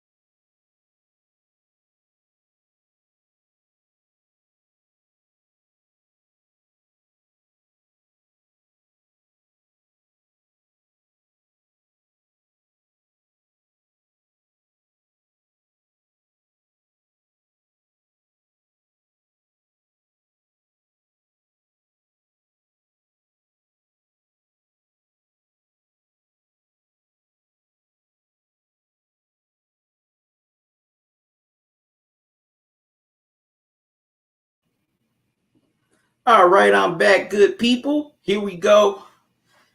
We are in the third quarter. Bucks lead 64-55 as they get the rebound. Giannis off to the races, gets inside, lays it up and in. 66-55. Bucks up 11. As KD brings the ball across the timeline, makes his move, but the ball's stolen by the Bucks. Drew Holiday got a head start, but he is wrapped up by Blake Griffin. No, excuse me, Jeff Green. As the timeout is called, with the Bucks lead by 11 here in the third quarter.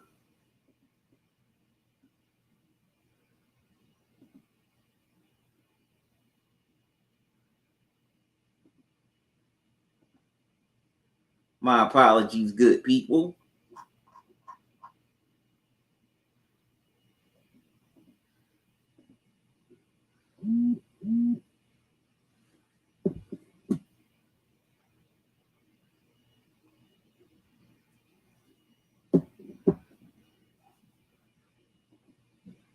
So definitely want to know what y'all think about this game here so far.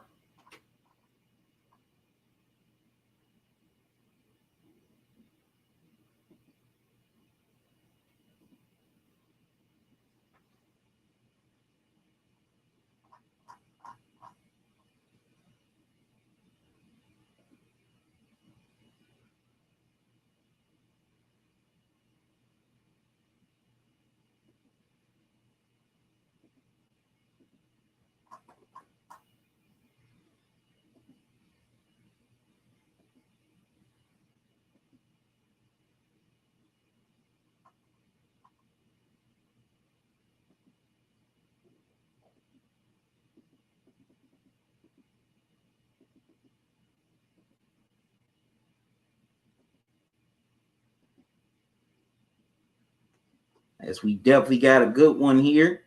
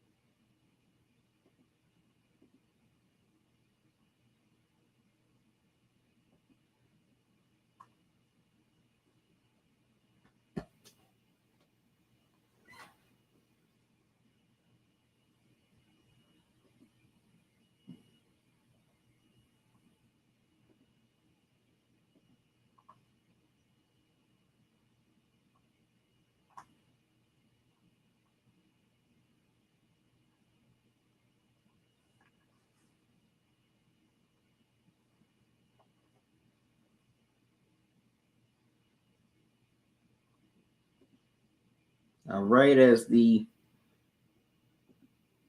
Bucks are trying to sustain this lead and this momentum to force a game 7. Like I said, the Bucks defense has done a better job on KD containing him. Also, they've done a better job of keeping guys like Jeff Green in check as well. Giannis with a double-double here, 21 and 14, his 10th double-double here in the playoffs. As Holiday is at the line for 2, he knocks down the first.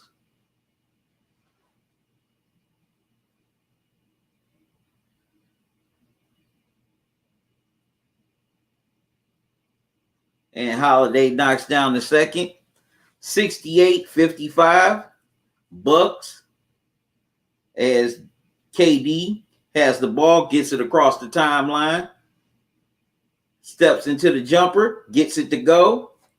68-57, Bucks. As Milton gets it into Giannis. Giannis can't get the jumper to go at the elbow. And it looks like it's going to be a loose ball foul on the Bucks.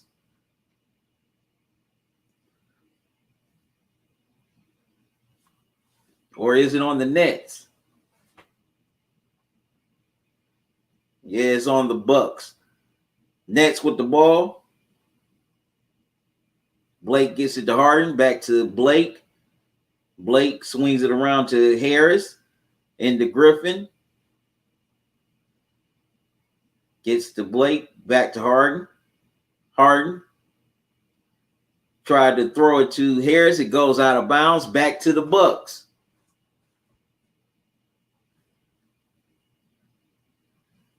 Wow, the Nets have 11 turnovers here so far, while the Bucks only have 7. Giannis with the ball. Milton gets it into Giannis, Giannis tiptoes inside, but steps out of bounds, and the Bucks will get the ball back.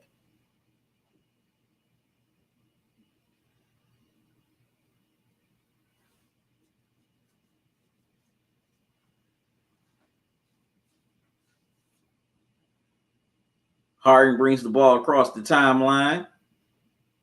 Gets it into KD. KD with Holiday on him. Definite mismatch. Turnaround jumper. Gets it to go. 68-59. Bucks. Definitely mismatch as KD took advantage of the smaller Holiday guarding him. Giannis. Step back jumper. Gets it to go. 70-59. Milton. Harden brings the ball across the timeline.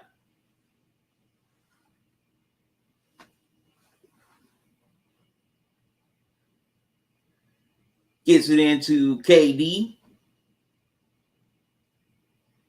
KD with Holiday on him. And gets the hook shot to go. 70-61. Bucks. 9-point lead here. Late in the third quarter. Milton with the ball. Directing traffic. Swings it around to Connaughton. As Connaughton misses the 3 ball. Nets get the rebound. Harden brings it up the court. Gets it into KD.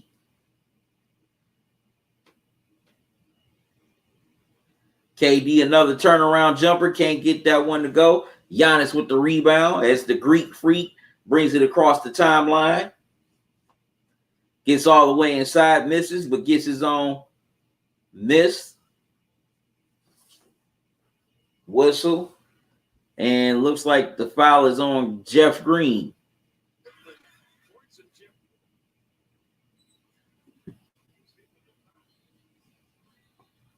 Green's a little bit shaken up here.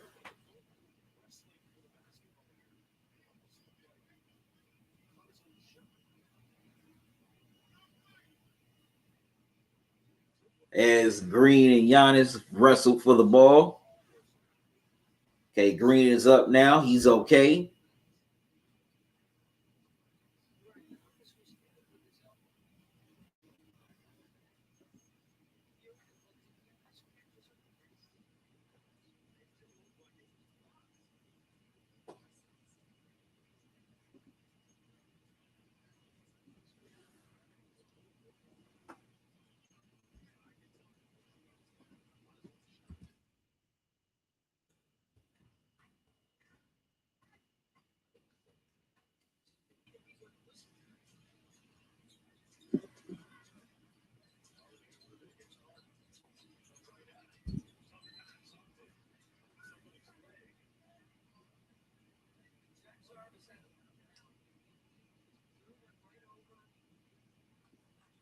All right, pass goes off of somebody's leg. Looks like it's off of the Bucks.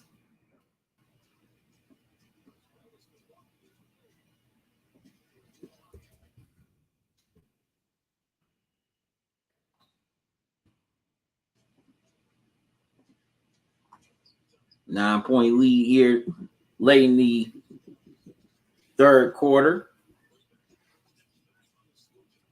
Holiday can't knock down the three ball. KD with the rebound brings it across the timeline.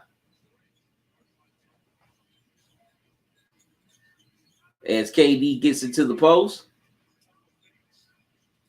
Wow, nice fakes.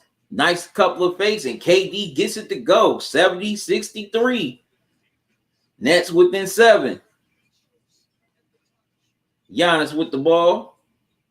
Like I said, you don't want to give this Nets team any confidence. Gets it to Middleton, swings it around to Holiday. Holiday makes his move inside, glaze it up and in. 72-63, Bucks.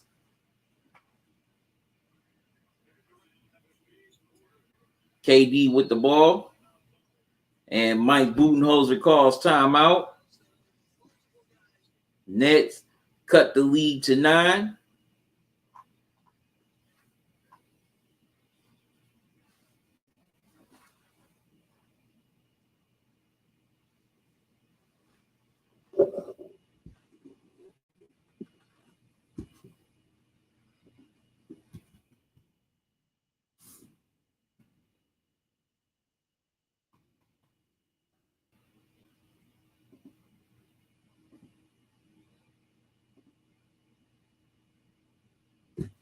My day was good, Vibes. Thanks for asking. How was yours?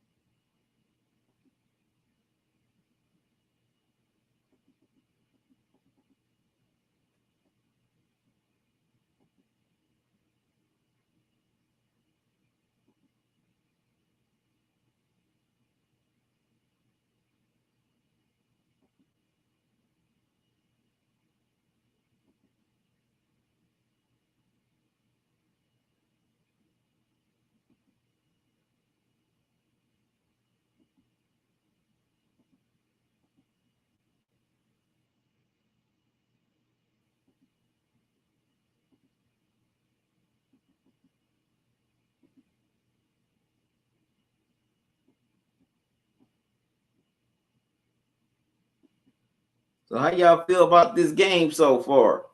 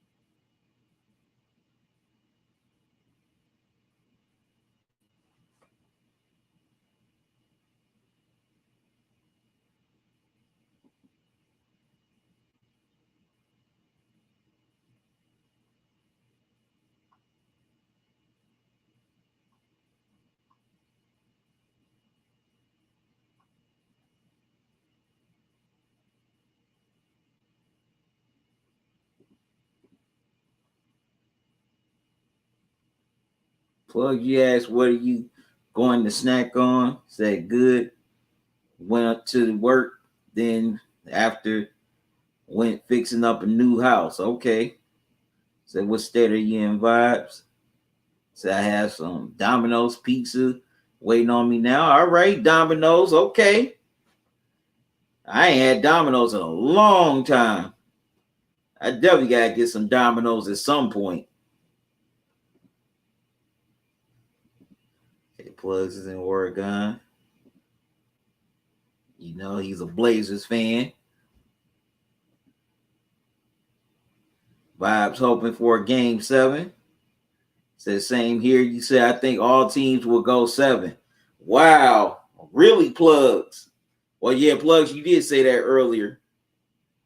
Vibes, you said, this is a long playoff. It's weird this year. Anyone can win it with all the injuries. That's true. I was thinking about that yesterday, Vibes. I thought to myself, whoever is the healthiest team is going to win the championship. Who's ever the healthiest team. Similar to the NFL last year, whoever wins the Super Bowls because they were the healthiest team. And, you know, COVID was definitely hitting the NFL pretty hard. Thank you, John Mack. How you doing, man? Thanks for joining me. Yeah, I like Domino's. It's been a while since I had Domino's. I always thought their wings were underrated. Vibes. Vibes just said Bucks have such a good path if they knock out Nets. Yeah, they definitely could win it if they knock them off. Or at least get to get to the finals. Oh wow, the Nets have cut it down to 5, 72-67. Giannis gets the turnaround jumper to go. Middleton, 74-67. Bucks lead by 7. Harden brings the ball up across the timeline. Excuse me.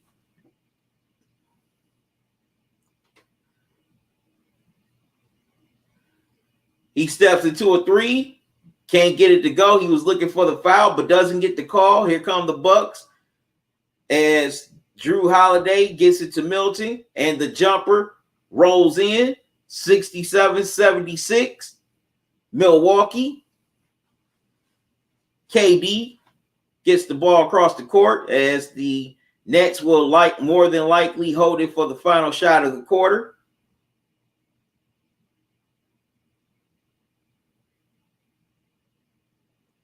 KD couldn't get the shot to go. Rebound Bucks.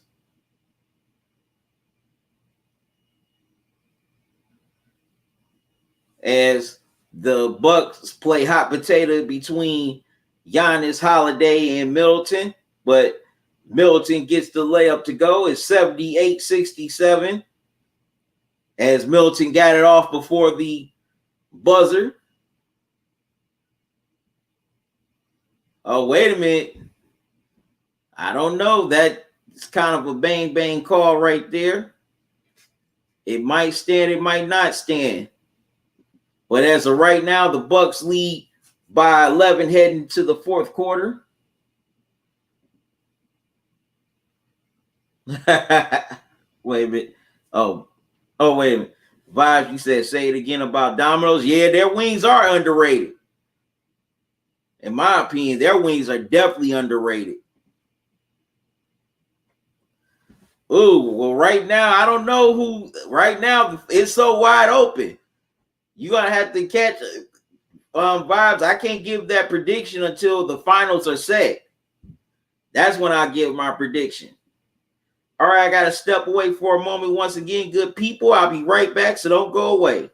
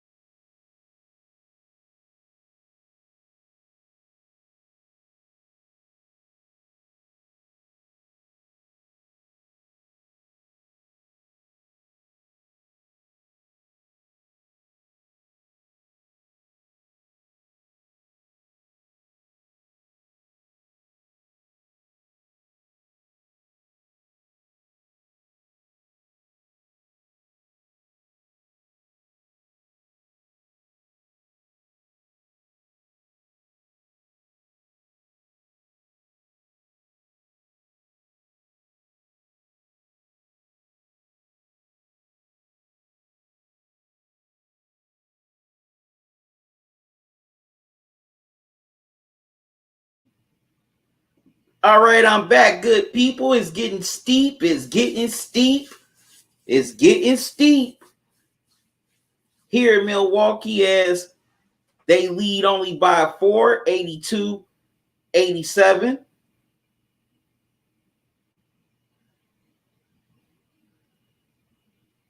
I mean, by 5, excuse me. Here in the early going of the fourth quarter. Let me catch up on some of your comments. Said if the Nets lose, dominoes on me. Dog, plugs, I wasn't sleep, man. I did have to step away.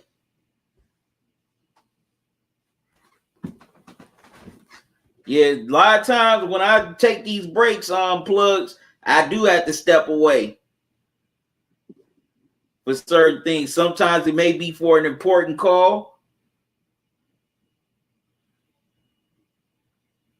or to go to the bathroom or sometimes to get the grub, to show what I'm going to be grubbing on here on these live streams. It definitely don't be, I don't be sleeping on plugs. I already did that once during the live stream. I fell asleep live on the air.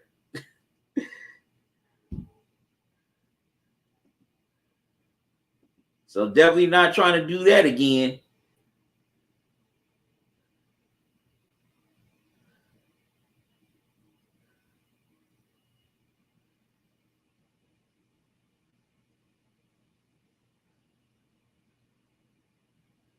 Definitely don't want to do that on the air again.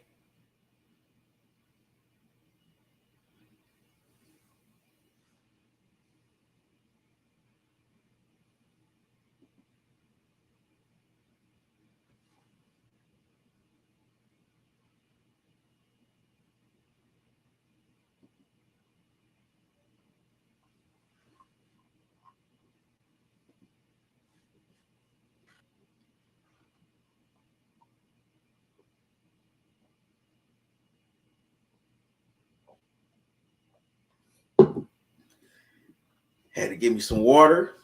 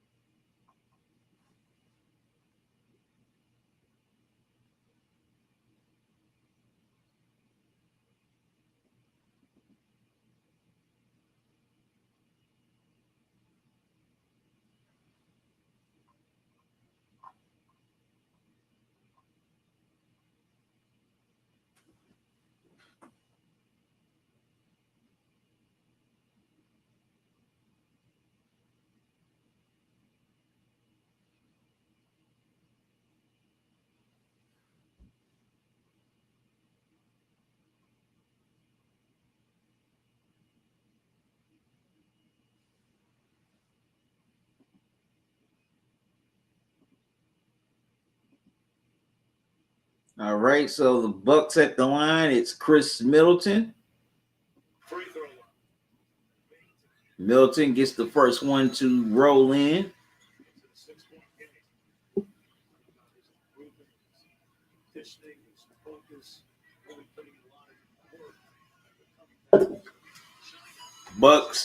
Middleton knocks down the second as he's shooting 3 free throws.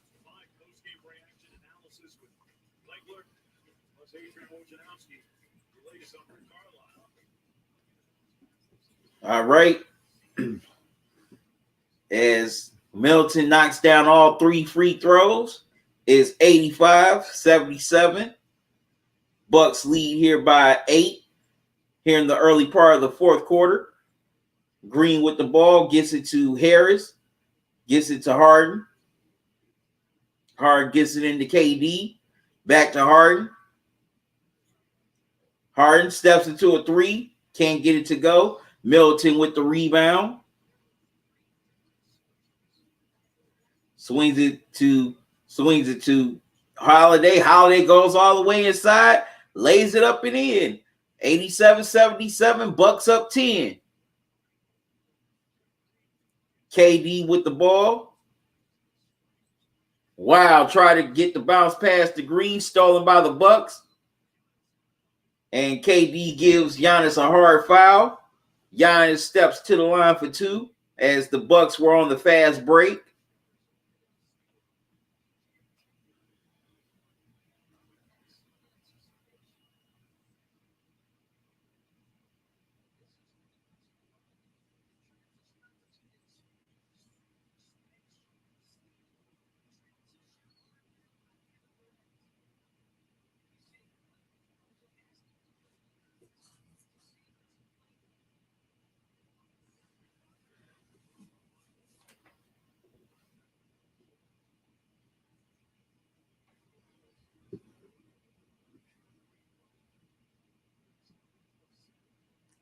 Giannis is at the line.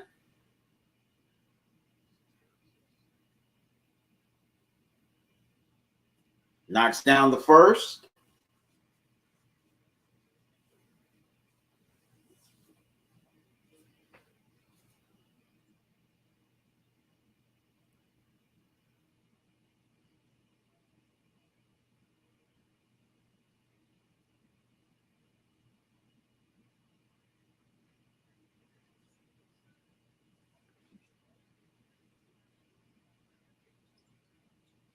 Giannis knocks down the second, 89-77. Bucks up 12. KD with the ball. Giannis on KD. And Jeff Green misses the shot underneath. Here come the Bucks. And Giannis gets inside, counted, and the foul. Blocking foul is called on. Looks like it's on Joe Harris. And now Giannis has a chance to complete the 3-point play. Yep, the blocking foul is on Harris.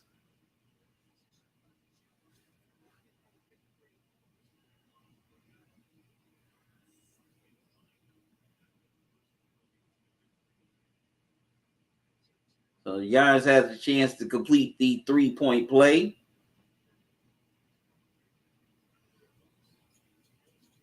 And he does. 92-77. Bucks back up. Bucks up 15 again. They're on a 10-0 run right now. Harden gets it into Harris. Harris gets it to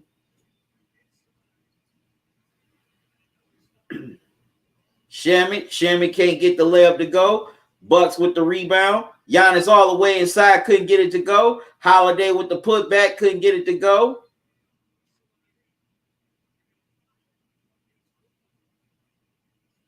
As both teams are fighting for the loose ball, whistle, and the foul goes against the Nets.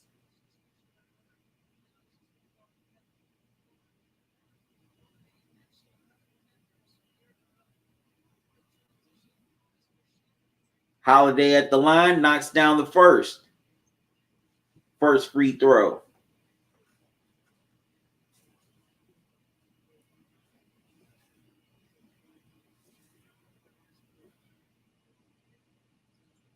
Holiday knocks down the second, 94-77. Bucks. KD with the ball. Steps into a 3, can't get it to go. Ball's loose, and Holiday comes up with it. He gets it across the timeline, swings it around to Milton. Milton cross-court pass to Giannis. Wow. As the Bucks missed the 3 ball, but Giannis is there with the putback and throws the hammer down with authority. That was content on the miss, by the way. 96-77, and Steve Nash calls timeout as the Bucks have definitely blown this game open. They are definitely playing like a team desperate, and they definitely definitely want to see a game 7. Vibes, you said back. My phone went dead. Okay, you saw what I said. If the Bucks win, dominoes is on me. Okay, I'm gonna hold you to that. I want the wings, man. You guys ship those dominoes wings here to Cleveland.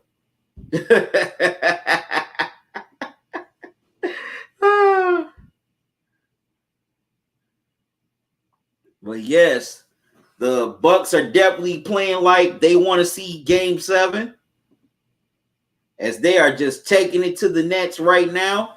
They are just dominating this game. Also, they've definitely done a way better job defensively on KD than they did in game 5.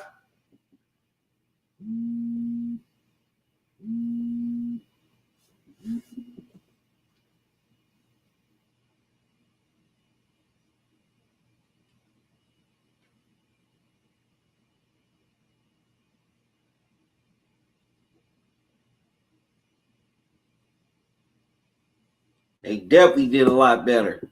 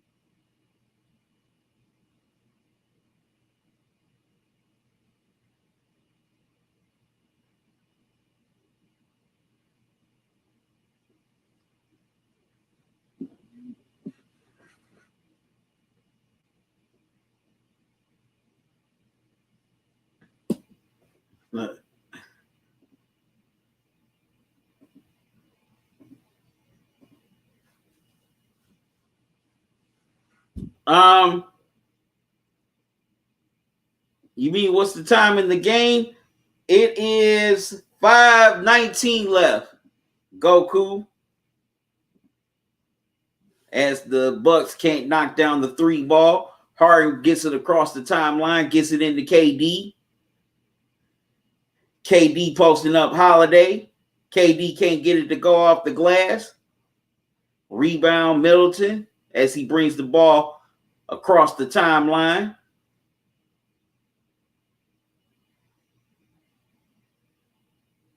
Has Harden on him. Puts up a 3. Knocks it down. Plus the foul. And now Middleton has a chance to complete the 3-point play as Harden is called for the foul. Middleton will be at the free throw line.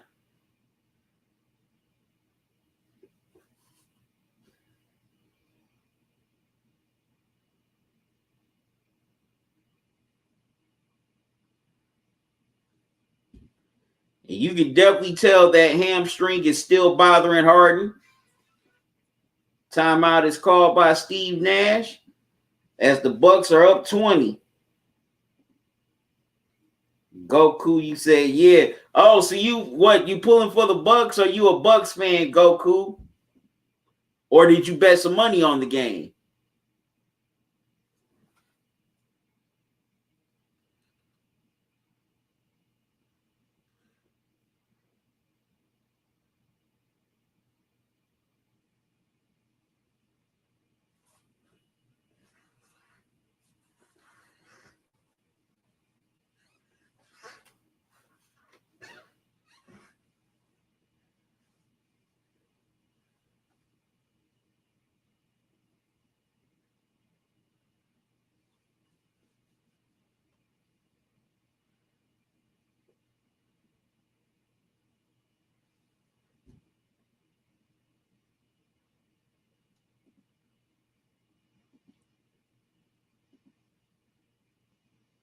Oh, you going for the Nets?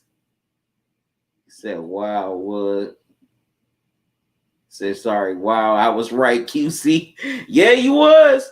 So whoever you made bets with tonight, plugs, you about to you about to clean up. You are definitely about to clean up. But you also don't want we definitely don't want to see another monumental collapse either, like we saw last night with the 76ers. So we definitely got some ways to go. But the Bucks are definitely in great position to win this game and force a game 7.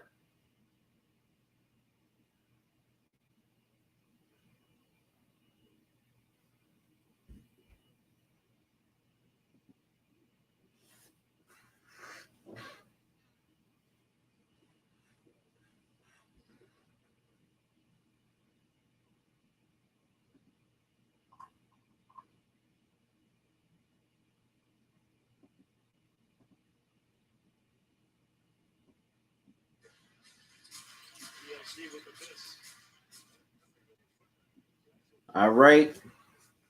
The Nets get the putback by Perry, 181. I mean the Nets, my mistake. Middleton with the ball. Step back jumper, knocks it down. Chris Middleton with the step back. He's had a great game here. 102-81. Bucks.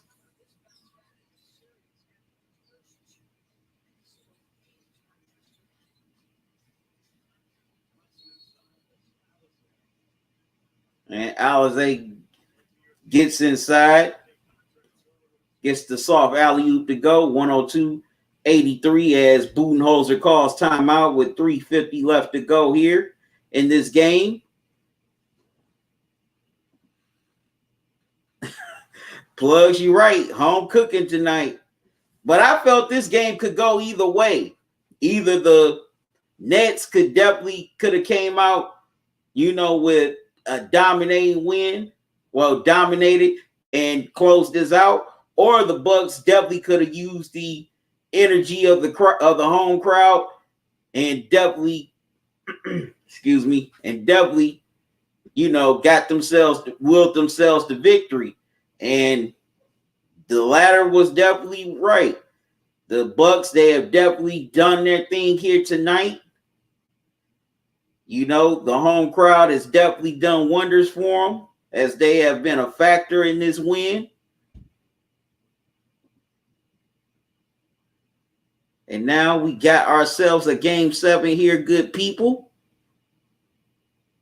I cannot wait to see what happens Saturday night to see who will move on to the Eastern Conference Finals.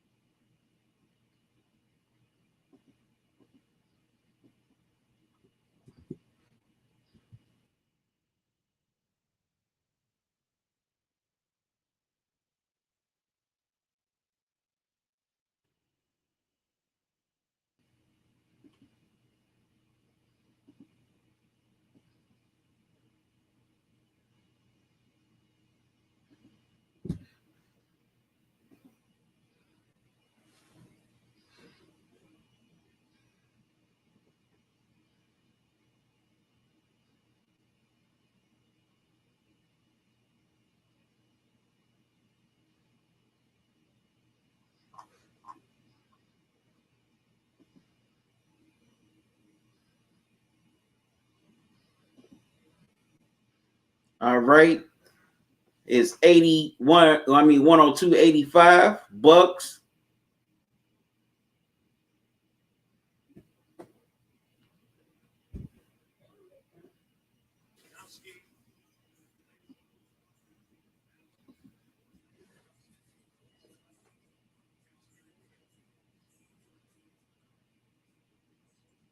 All right, Mike Budenholzer has emptied his bench as well.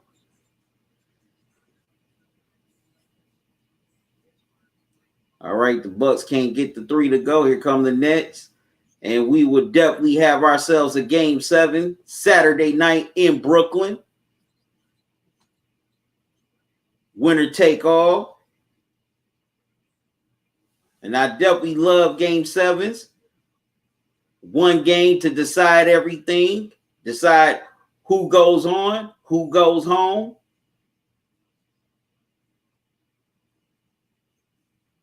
Or if it's the NBA Finals, it can decide a champion. Well, not just the finals, but if it's a championship round, it could decide a champion.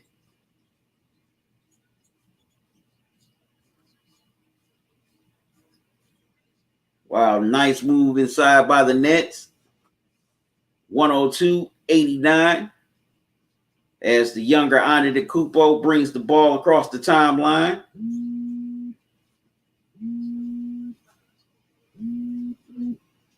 Wow. And the younger Antetokounmpo comes all the way inside, tried to throw it down, but couldn't. Milwaukee gets the steal.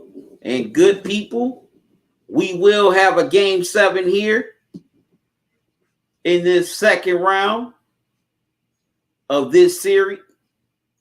And in this series, younger Antetokounmpo with the steal gets fouled, trying to put on a little show for the Bucks fans. But yes, we definitely got a game 7, good people. So do you think the Nets can get it done in game 7 without Kyrie and also Harden being limited? Definitely want to know y'all thoughts about that in the chat. The younger Antetokounmpo is at the line. He knocks down the first free throw. Harden with only 16 points in 40 minutes tonight.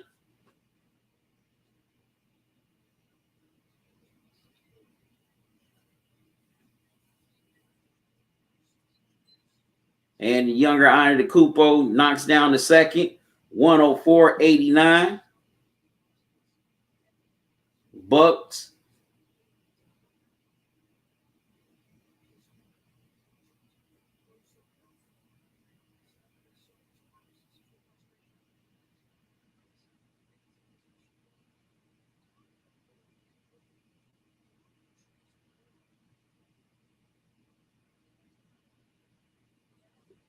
Nets with the ball. Step back jumper doesn't go. Here come the Bucks across the timeline.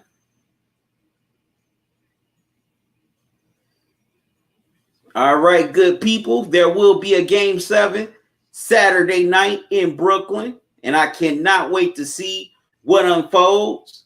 I know y'all can't wait to see what unfolds either. So the winner will move on to the Eastern Conference Finals to face the winner of the Hawks and 76ers series, well, the 76ers and Hawks series, while the loser will go home. As Giannis definitely had a dominating performance here tonight, so did Chris Middleton. He definitely did his thing as well. So now game 7 will decide it all. And I definitely can't wait. LT, you said WTF Bucks. The F out of here. What, LT, you thought the Nets were gonna win tonight?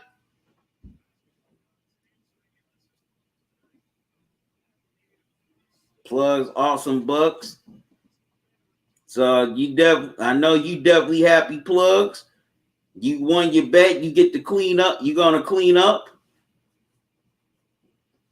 and start collecting your money either tonight or tomorrow.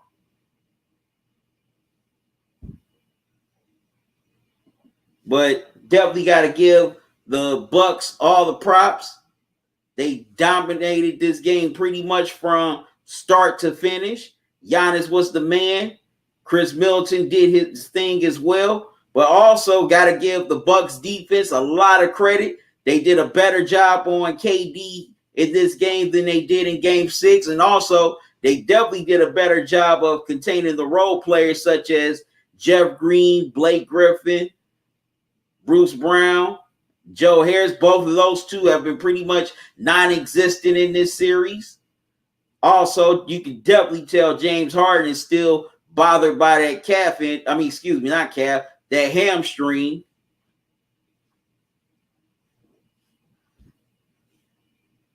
You can definitely tell because he's been moving pretty gingerly ever since he came back. Plus, you said Middleton was the man this game. Definitely.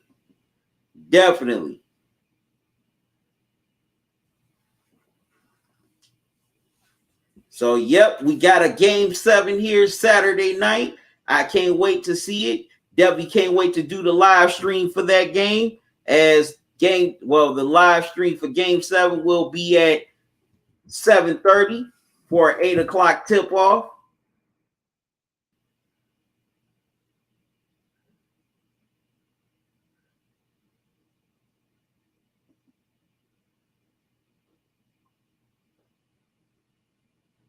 Well, I'll be doing the live stream at 8 o'clock as the game will tip off at 8:30.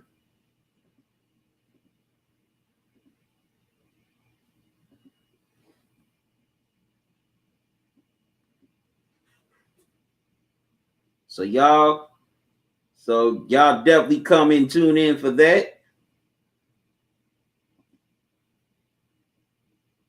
I don't know what I'm gonna be snacking on Saturday night plugs.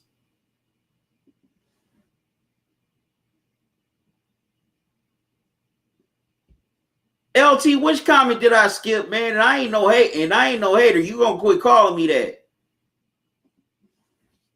Goku, you said what game is on tomorrow? There are 2 games on tomorrow. First, you got the 76ers and Hawks. Then you got the Clippers and Jazz. Plugs, LOL.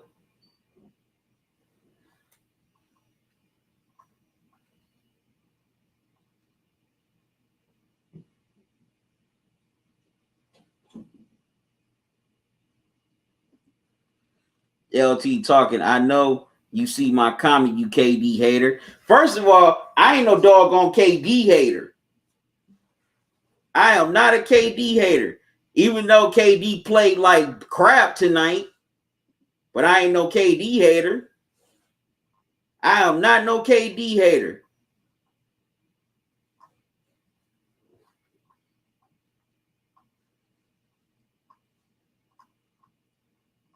Let me find your comment, LT. Call me a hater.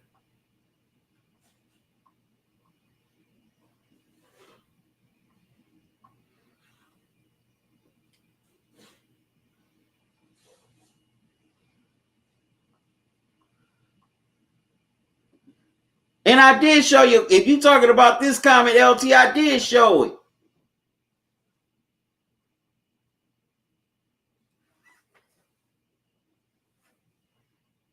I mean, you got to give the Bucks their credit.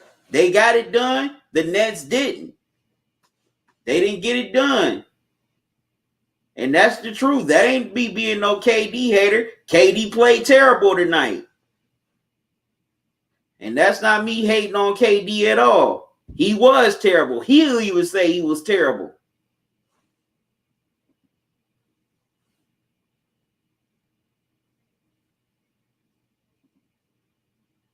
Goku, you asked me who you got for the 76er game.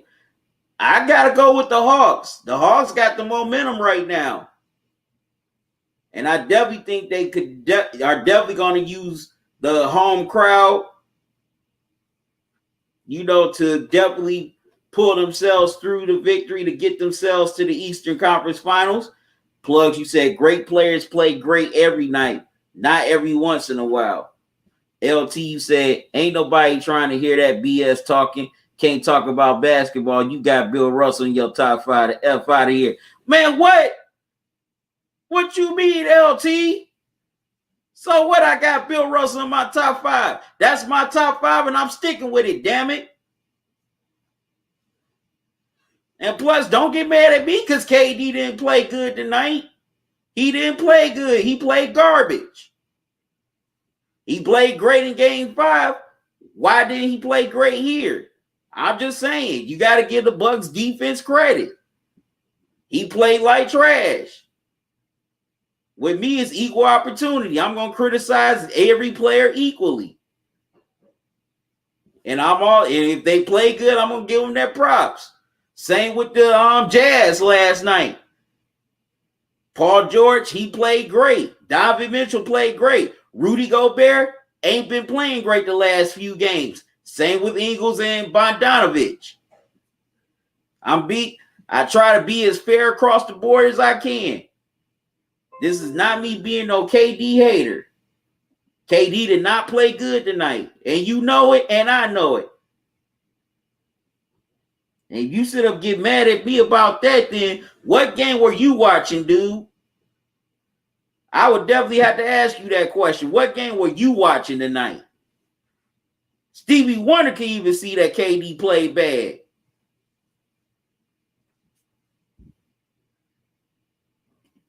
Goku, you said, I hope the Sixers can pull through and get the dub. Vibes, good game, bro. He said, LOL. Plugs, woo, Bucks. LT said, I'm just messing with you talking. You my brother, bro. It's the truth. KD played terrible. No excuses. Okay, well, I'm sorry. But yeah, KD was not great tonight. But also, a lot of the role players didn't show up either. Jeff Green didn't show up. Blake Griffin didn't show up. Harris and Brown, they've been pretty much non-existent this whole series. Harden, he's still limited by that hamstring. You can definitely tell he's still bothered by it. In my opinion, maybe they shouldn't have brought him back so soon. That's just my opinion. They shouldn't have brought Harden back. Or Steve Nash needs to have Harden on a minutes restriction since he's still, fighting through that hamstring.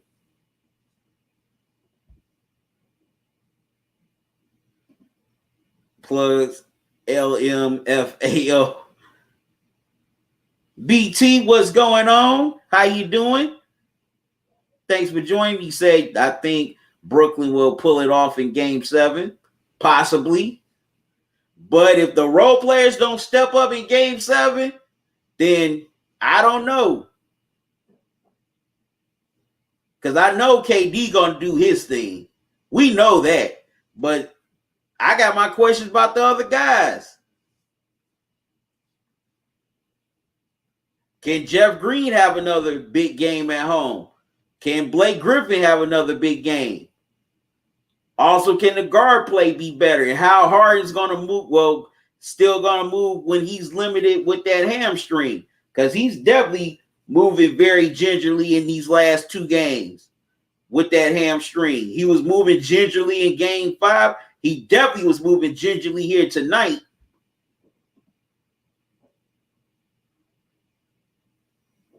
Goku, you asked who you got in the Clippers game.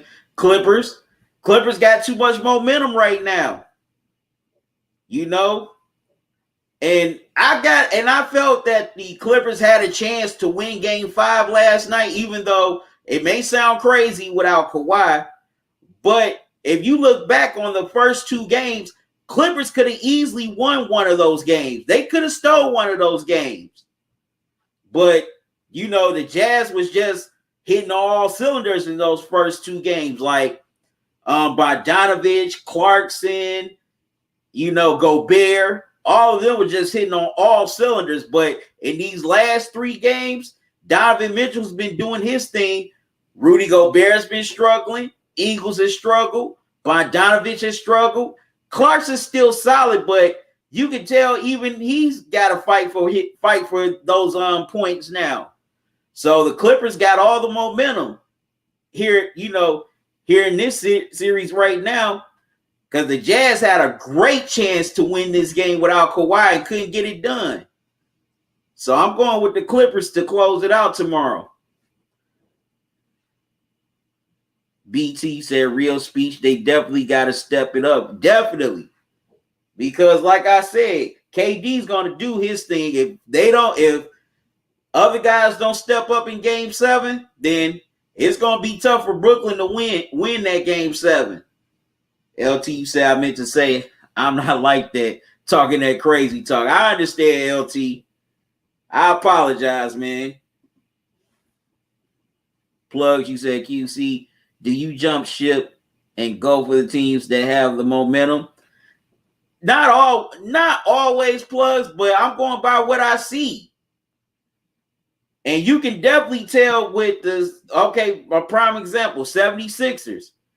You can tell that they were definitely demoralized last night, losing that big of a lead at home. And plus, Atlanta, they have definitely played pretty well at home so far in the playoffs. The only game they lost at home so far was game 3 to the 76ers. But I definitely feel the Hawks, they're the more confident team. And also, I don't think they're afraid of Philly anymore. I really don't. I don't think they're scared of this 76ers team. Plus, the Clippers, like I just said, Clippers had chances to win the first 2 games. They had their chances, but like I said, they couldn't get the timely stops when they needed them. And also the Jazz were just hitting on all cylinders in those first 2 games.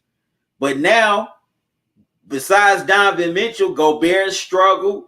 Ingles and Bogdanovich, they've had their struggles. Clarkson, he has to work hard to get his shot. Plus, now the Clippers are starting to be better defensively in these last 3 games. And last night, they definitely got the stops when they needed to. As opposed to the first 2 games when they couldn't get those stops. So I definitely feel the Jazz are stunned right now, because I don't think they have no answer for the Clippers. They got to be stunned, because when they were up 2-0, it looked like they were just going to walk into the Western Conference Finals. Now they're on the brink of elimination. And also, these last 3 games, whether you got however you may feel about them, Ty Lue has outcoached Quinn Snyder in these last 3 games. We got to give Ty Lue his credit too. If we gonna give the man his criticisms, we got to give him his props as well. We got to keep that same energy. Quinn Snyder has not made any adjustments in these last 3 games. So I'm definitely going by what I see, and I definitely see a very confident Clippers team right now. I mean, come on. They just went on the road and won a game without one of their superstars. And before that, the first 2 games at home, they dominated the Jazz. So, Plugs, it's clear as day, the Clippers definitely have this momentum right now. And they definitely feel that they can knock off this Jazz team. Plugs, you say I pick a team and stick to it. And I know you too, and I know I do too, bro. But man, you gotta go. But I mean, look, if they ain't playing, if the team you pick is not playing well and they're getting outplayed, out hustled, out coached, say for a few games in a row, you got a right to be honest about it, because you're going by what you see.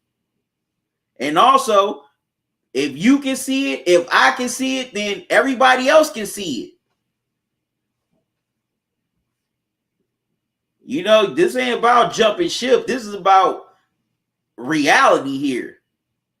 Yeah, I did pick the Jazz to win this series, but the Jazz ain't been playing well these last few games. And right now, the way they have been out-hustled, outplayed, and out-coached, there is no reason for me to have any confidence that the Jazz can find a way to go into LA, get a game 6, and get it back to a game 7 in Utah.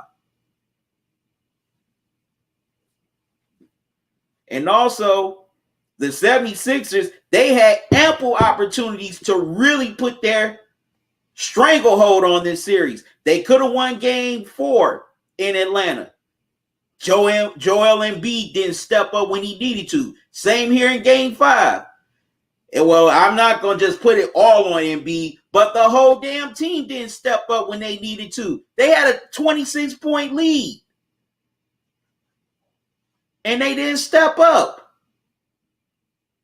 So the 76ers, if they lose this series, they got no one but themselves to blame, because they had ample opportunity to really get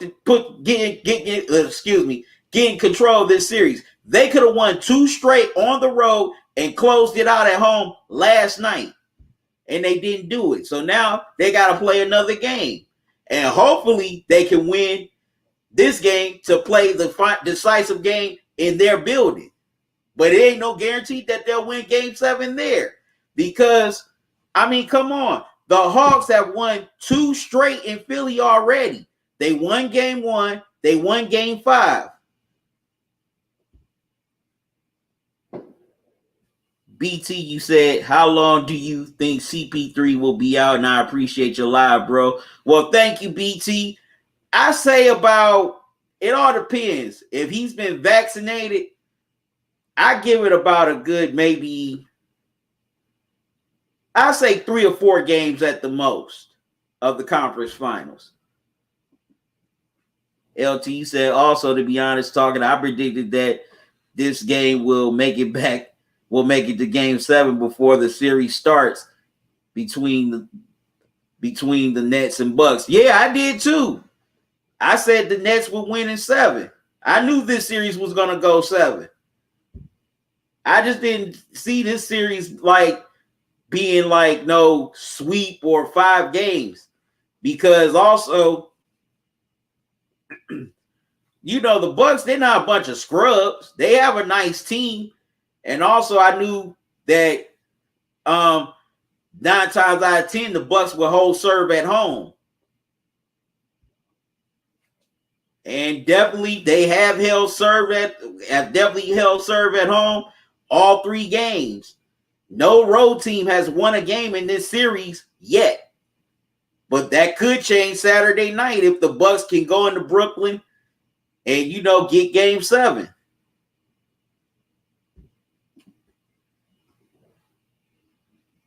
Goku, I'll be live at 7 o'clock tomorrow. Plus, you said, yeah, we can see it. I'm just saying that I pick a team and go hard on them, not switch halfway. See, plugs, then, yeah, you can see it, but also,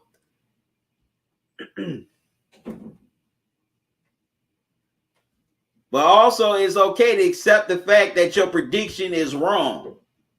I've got some predictions wrong, and I had to accept it. Like I said, I predicted the Jazz to win this series, but hey, right now I'm starting to look like I'm wrong here, because the last 3 games, the Clippers have definitely pretty much dominated these last 3 games. And right now they look more like the confident team.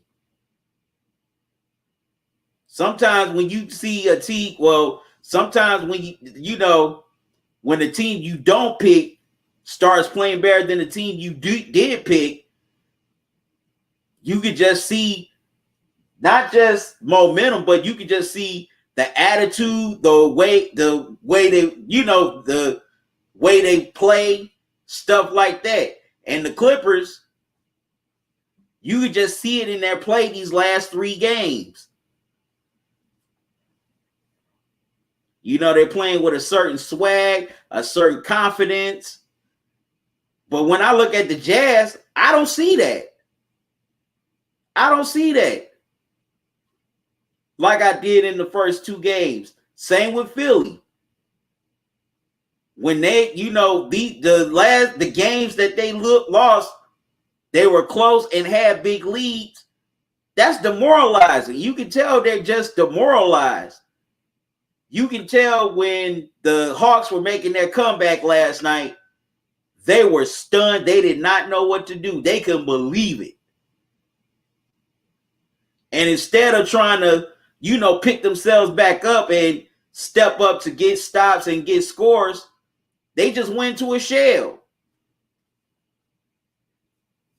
So this ain't about me switching or jumping ship or bandwagon jumping. It's just about is.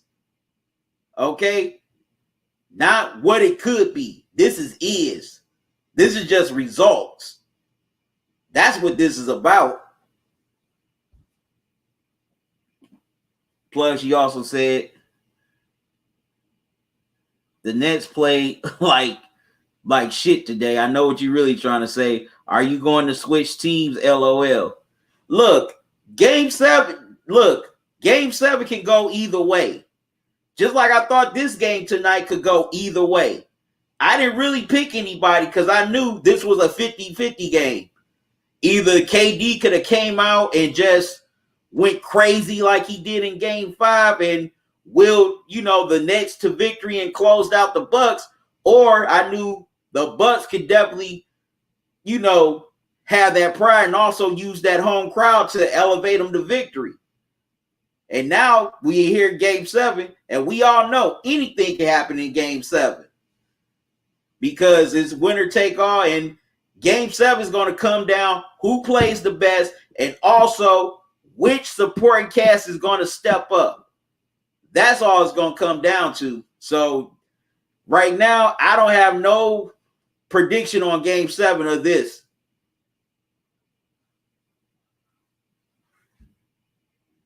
Because like I said, this can go, game 7 can go either way. Said 14 days. Okay, Vibes, you said Bucks in 7. LT bro, just admit Clippers gonna win this series. Plugs, you said yeah, they probably will, but I'm still going for the Jazz like I've been for. Okay, my Lakers. I've been wrong a lot of times. BT is like betting. It's like betting. You don't bet with your heart. You should bet with your mind. It's not switching up. Right. Definitely not switching up. Like I said, I've gotten a lot of predictions right on sports, but I've been wrong also. And I can admit to when I'm wrong. And I can admit that the team I didn't pick just played better than the team I picked. And that's all this, and that's all it is, Plugs.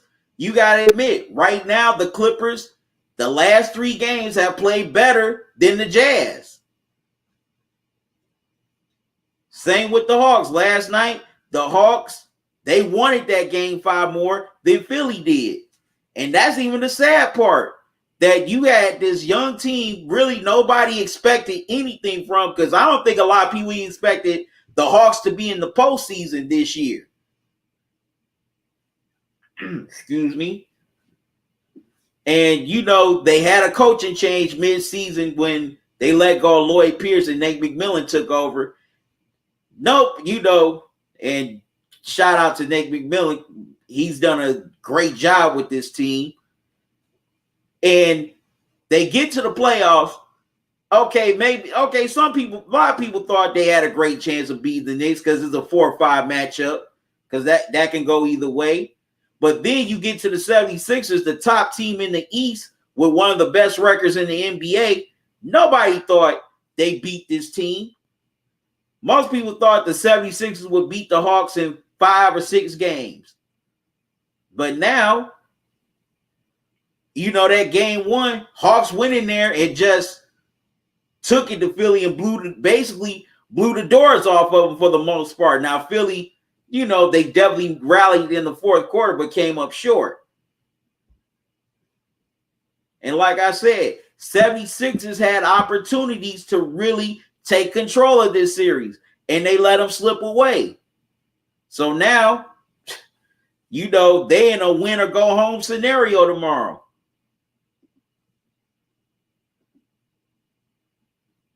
Oops.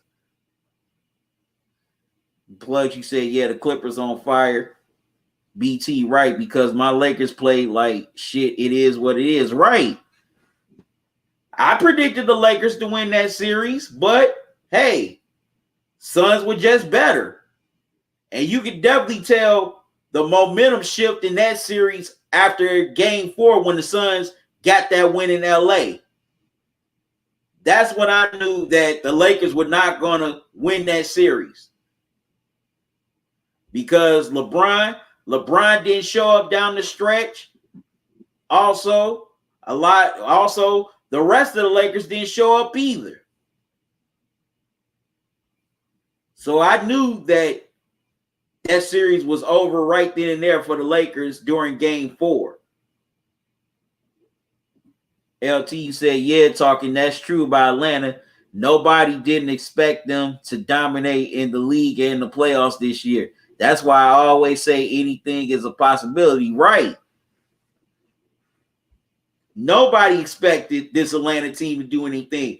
I mean, nobody really expected anything from Phoenix either. They thought they'd be a playoff team, but nobody thought the Suns would be doing what they're doing right now.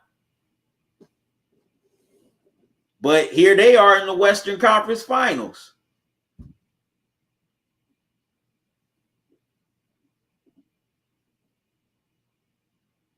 So, like I said, I can't wait till Game 7 Saturday night. I'll be on at 8 o'clock for that live stream.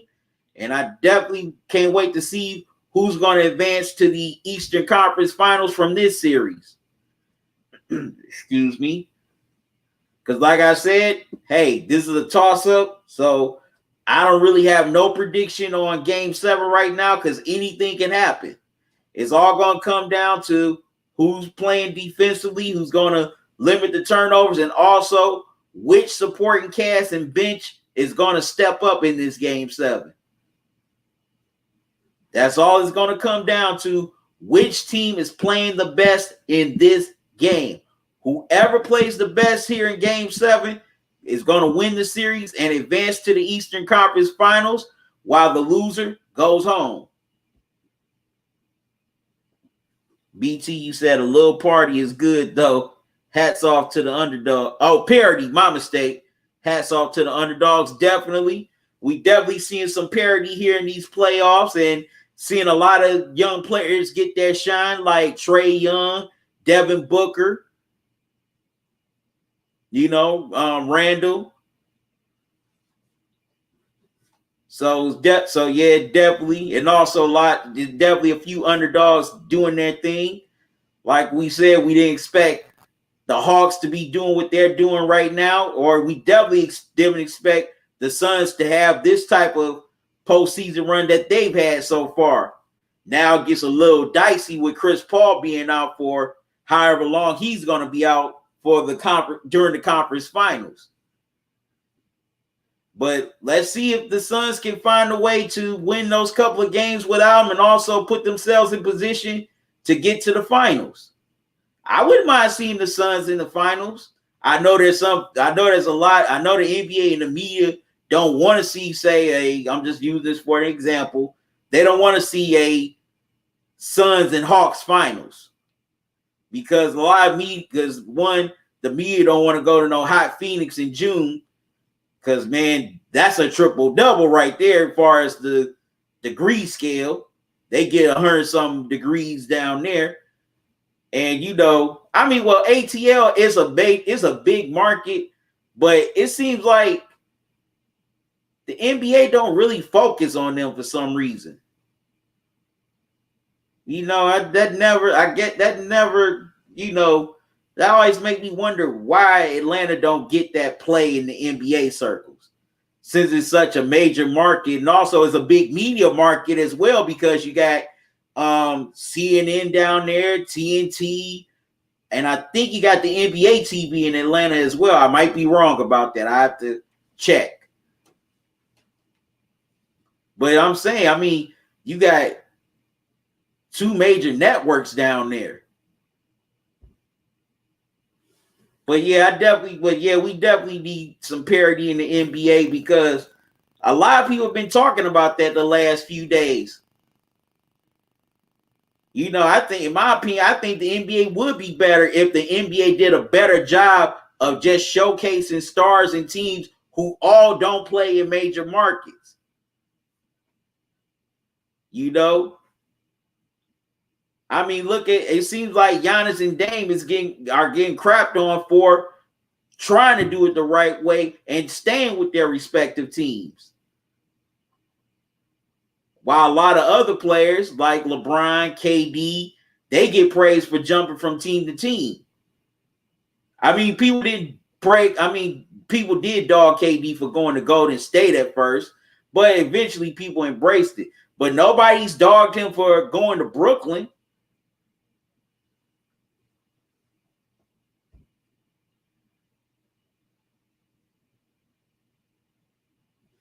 So yeah, we definitely need more parity in the NBA. And also the NBA definitely needs to do a better job of marketing players and teams that are in mid to smaller markets. If they find a way to do that, then the NBA could definitely flourish.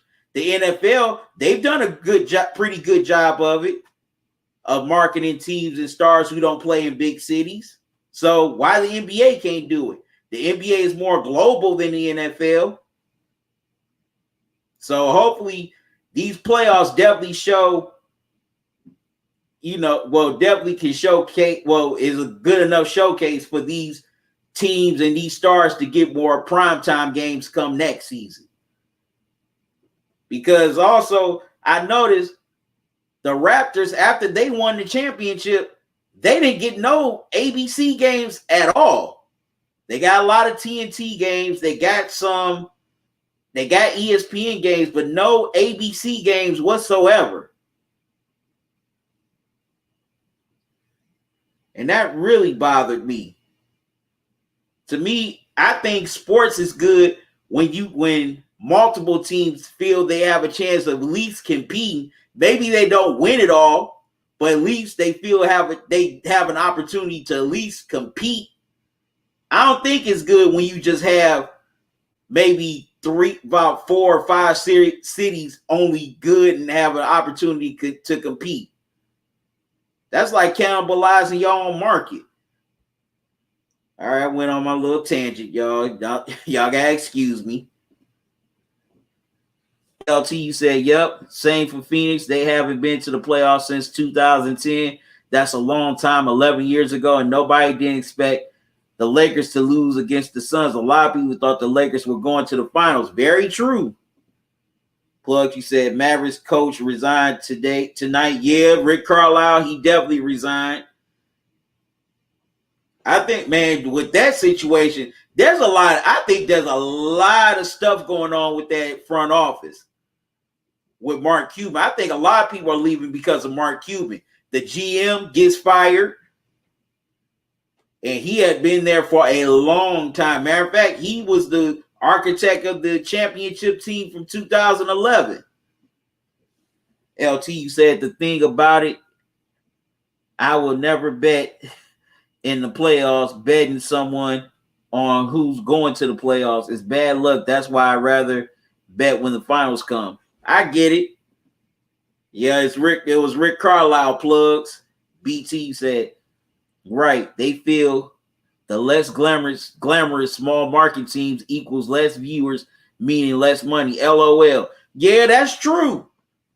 Because the Spurs, a lot of people, the Spurs, with all the success they've had, now when they big up dynasties, they'll big up the Celtics, the Lakers, the Bulls, but never the Spurs. Why is that?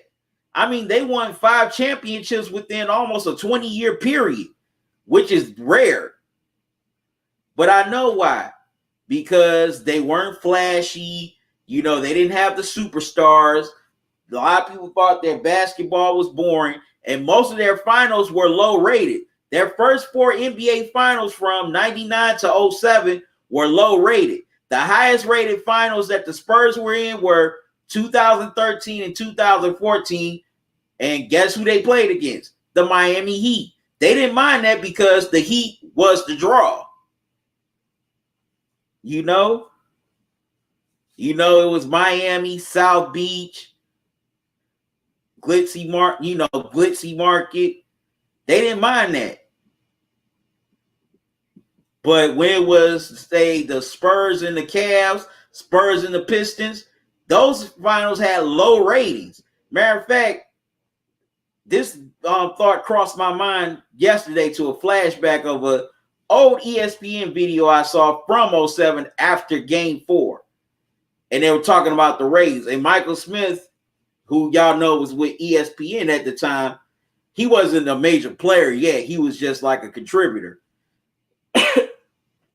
And I'll never forget when he said, you know, they just need to get LeBron out of Cleveland. And I know what he meant by that. He meant the NBA. Because they were pushing him to go to New York during his first stint.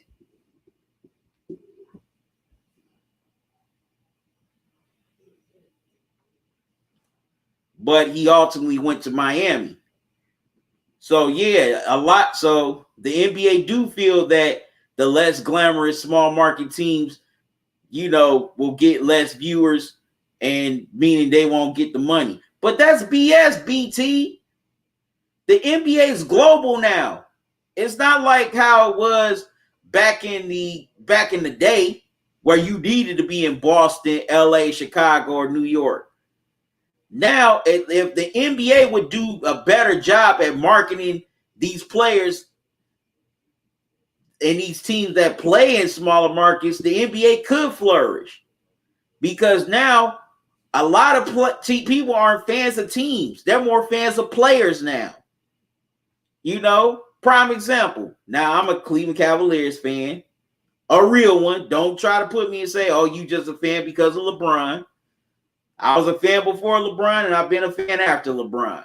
But prime example, LeBron, you know, playing for his hometown team. You know, and the city hadn't won a championship in over 50-something years. Come on. That, when he was with the Cavs both times, excuse me, Cleveland was definitely, LeBron transcended the Cavs into something. You had no choice but to really put them on TV. You know, Sunday afternoon in primetime, Saturday primetime, once that came about a few years ago. LeBron showed that he could transcend a market, however you may feel about him. But that should have told them right there that this one player can go to a city like Cleveland and transcend it and put it out and put it on the map.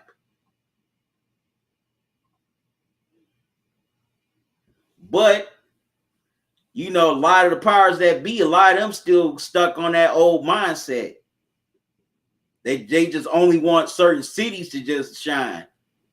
And also the media contributes to that shit too, because they only want to be in certain cities. They want, you know, they want to basically go on vacation. But it's like, well, a lot of these fools make money.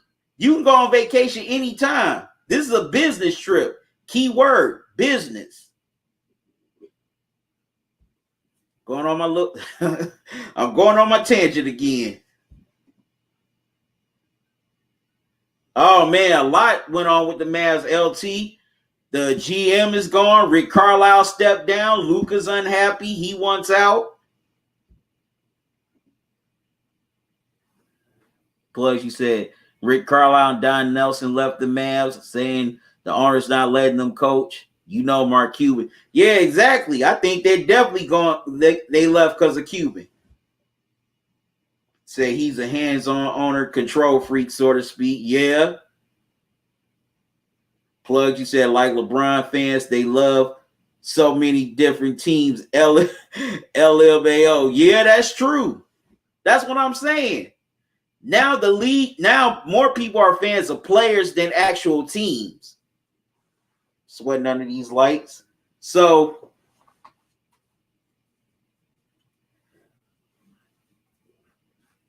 that's what I'm saying. Say it. So, like I said, you know, with LeBron can transcend just about any team. Just for example, if he would have went to, say, I'm gonna throw a small market team out there or mid market team. Say in 2018, he would have went to, say, maybe OKC, or even Charlotte instead of going to LA.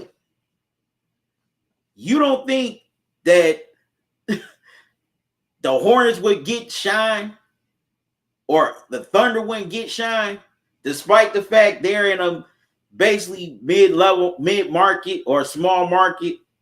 Come on.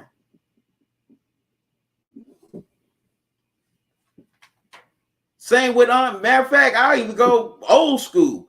Look at Shaq when he got drafted by Orlando. He and Penny transcended that team. They transcended that city. So, if you could, so same with Giannis now. He's transcending Milwaukee. So, I think the NBA's kind of too stuck in their ways on their own, on this old marketing model, and they definitely need to change that, or otherwise the ratings, excuse me, otherwise the ratings are going to keep on going down, because a lot of fans in other cities are going to feel like, well, damn, our teams can't compete, because it's just going to be all major market teams, or players ain't staying with the teams that drafted them. They're going to the major markets. So that mindset's definitely got to change. BT, I'll admit it, I'm a Bron fan. Nothing wrong with that. Plus, and Zion's family wants him to leave New Orleans, something to do with Bledsoe. Really? Now, you wouldn't think, now New Orleans, that's supposed to be, well, that's at least a, how can I put it? That's, I wouldn't say a major market, but it's close to being one. You wouldn't think that. You wouldn't think that they would want Zion out of New Orleans. Where would they want, where they want him to go, Plugs? Well, BT, I give you credit for your honesty. At least you honest about that. That you jumped on the bandwagon from Cleveland to Miami to LA. So I give you credit for being honest. Yeah, I've been hearing rumors that Zion's not happy with the Pelicans. Said to do with Bledsoe. Said, yeah, I did hear that, Goku. Plus, you said, yep, I think he might be leaving. We would take him here in Portland. I don't know if he go to Portland. I don't know if he go to Portland, Plugs. The GM would have to do a whole bunch of convincing and recruiting for that. So I don't know where Zion's going to go just yet.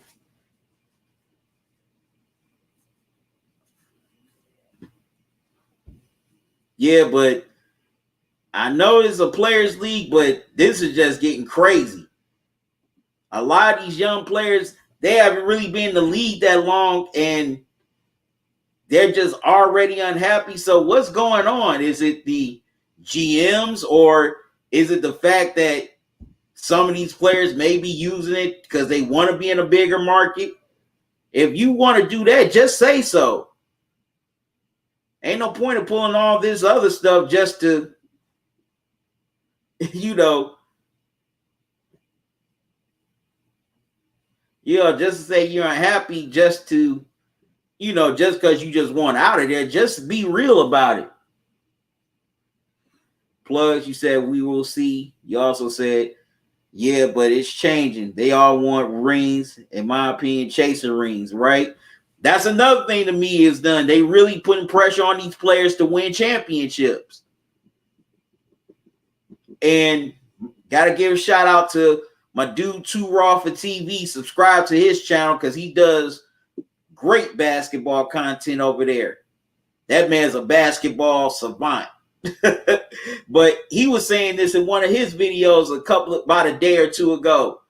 He said the media started this pressure putting pressure on these players to chase rings when Shaq won his 4th ring with the Heat. Now everybody's saying, well, Shaq has 4, Kobe only has 3. So then, Kobe ended up going back to back at the end of the decade. Now Kobe's like, well, now I got 5, Shaq got 4. And then, analysts started putting pressure on LeBron saying, well, how can you be a king with no rings? Especially Skip Bayless. But then the funny part about it is some people still dog LeBron, and he has rings.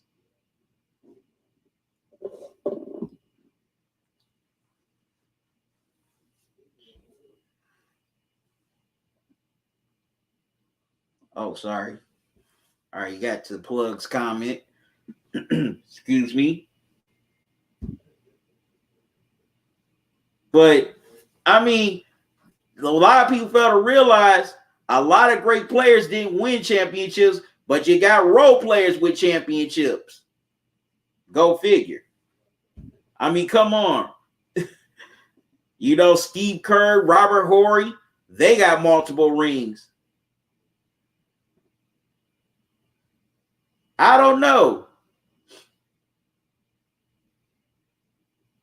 He might be a good fit in Memphis, but would he want to go there, Goku? Like you said, they all want rings. I understand that, but I mean, they are just thinking, let me change teams. No building up anymore. Just change the jersey. That's true. That's very true.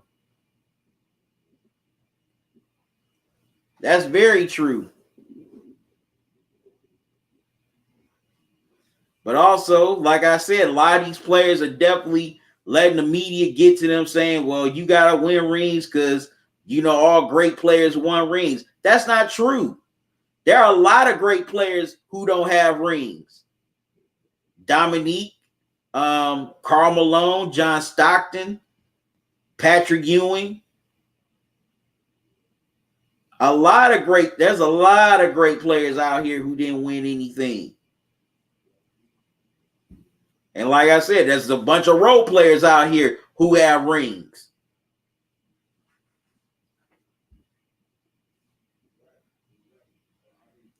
But at some point,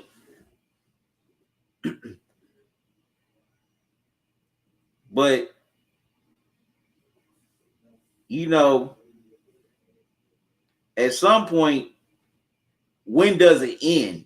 That's the question.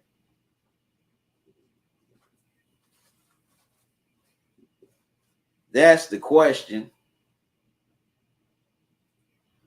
Where does it end? Like I said, back in the day, players used to be praised for sticking with a team and trying to build it up. Now, these players are getting crapped on for wanting to stay with the team and build it up. Like I said, with Giannis, all last year before Giannis signed his extension, the main thing the media was doing, they were trying to push Giannis to either Golden State or the Miami Heat. You know, when Giannis got the house in Miami, Giannis brought a house in Miami. Does that mean he's going to the Heat?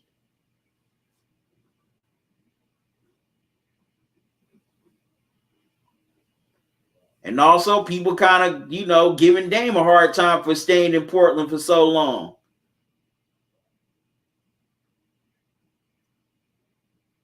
It's like, man, you in a catch-22 too.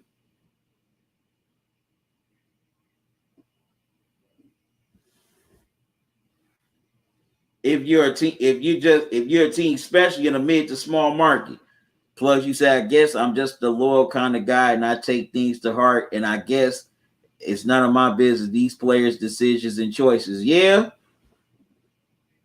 Said, watch, I bet we will just have 5 to 6 power teams after a few more years, and it's going to make it hard for other teams to build up. That's what it seems like it's getting to now. And that's how the NBA and the media want it.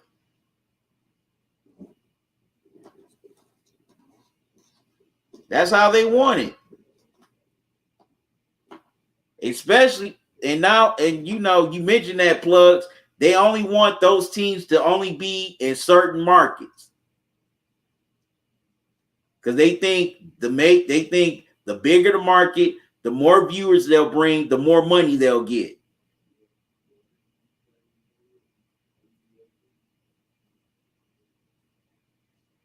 But that's such an outdated model. Most fans ain't looking at teams anymore. They're just looking at players.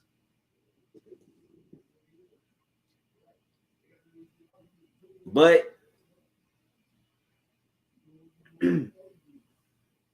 like I said, well, not what I said, but hey, what do we know? What do we know? And also, another thing I forgot to mention, a lot of the NBA and media, this is just my personal opinion, a lot of them cannot stand these star players being these mid to smaller markets.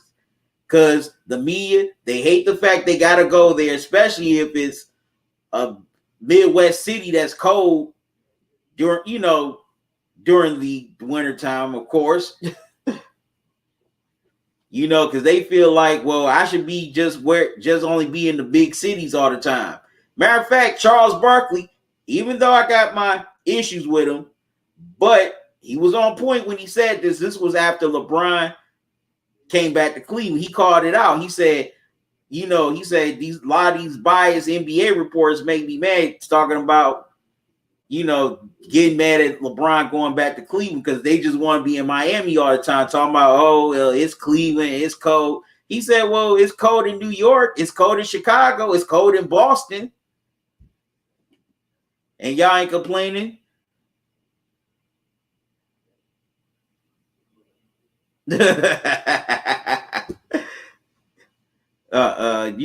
You something else, Plugs. You something else, man. And he was right on that. To me, this is just my personal opinion. To me, a lot of old school journalists, to me back then, and maybe it might have been back then, maybe it wasn't just so pronounced like it is now because we didn't have internet and social media. They weren't so pronounced about being biased towards certain teams. It seemed like they liked, when there was multiple teams competing. And they didn't mind going to certain places to cover these players. Or if they had those biases, they were never really known public. But now a lot of these, analysts and media personalities are just so, they want to be like the players. They want to control where they go. Because in my opinion, and I know I'm going, I'm getting personal here. This is my opinion. They couldn't stand the fact LeBron was in Cleveland. They couldn't. They did not. They hated the fact they had to come here.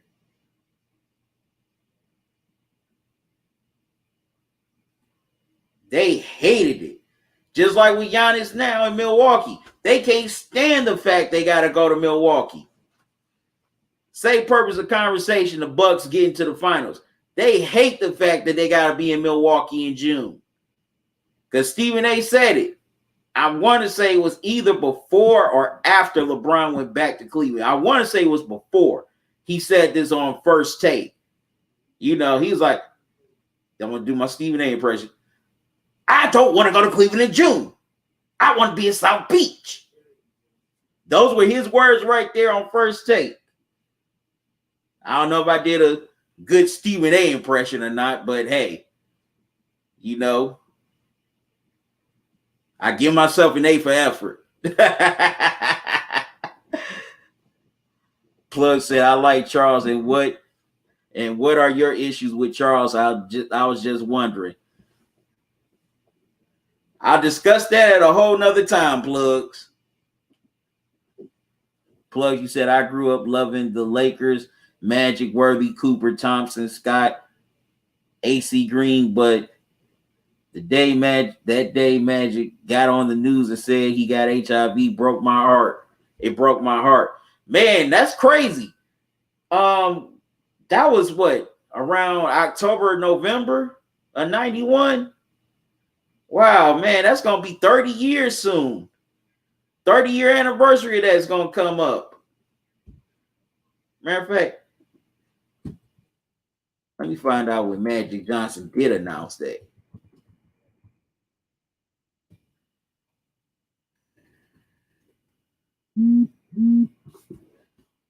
Yep, November 7th. I knew it was October and November.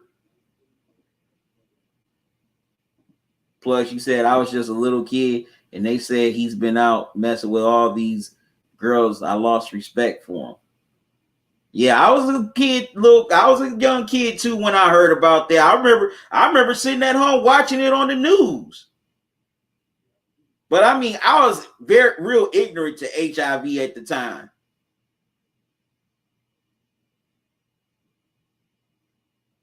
I mean, Magic's human. He made mistakes. You know, he made some mistakes. But it didn't make me lose respect for him. He's human just like anybody else. We've all made our share of mistakes. But man, this has turned into Talking and Grubbin after hours. But all right, y'all, I gotta get out of here. Thank y'all for joining me here tonight on this live stream. It's been a fun one.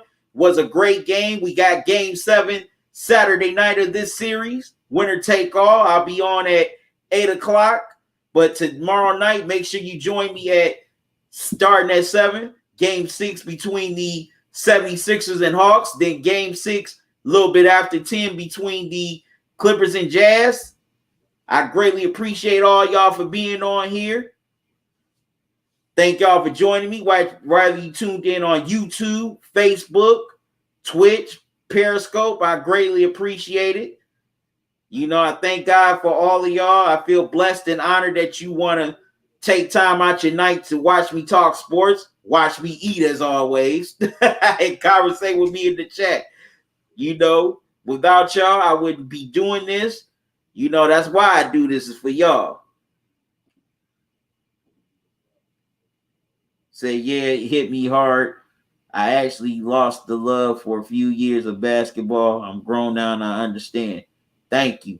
No problem, Plugs. Thank you, man. Also, if you want to donate to the channel, you can donate via Cash App or PayPal. There's the Cash App cash tag, $ Talking and Grubbin. Also, here's the PayPal email address, talkingandgrubbin@gmail.com. Any donations you give to the platform, I greatly appreciate it. And I definitely thank all those who have donated, past and present. Like the old saying goes, every little bit helps. And your donations have definitely helped me keep this platform going tremendously, and I thank you. But I got to get out of here, y'all. Thank y'all for joining me. I can't wait to do this again tomorrow night. So until then, y'all have a good one. Love y'all to life. Salute. And y'all be safe. Have a good day. Have a good afternoon. Have a good night. Peace to you, Goku. And peace to all y'all. See y'all tomorrow.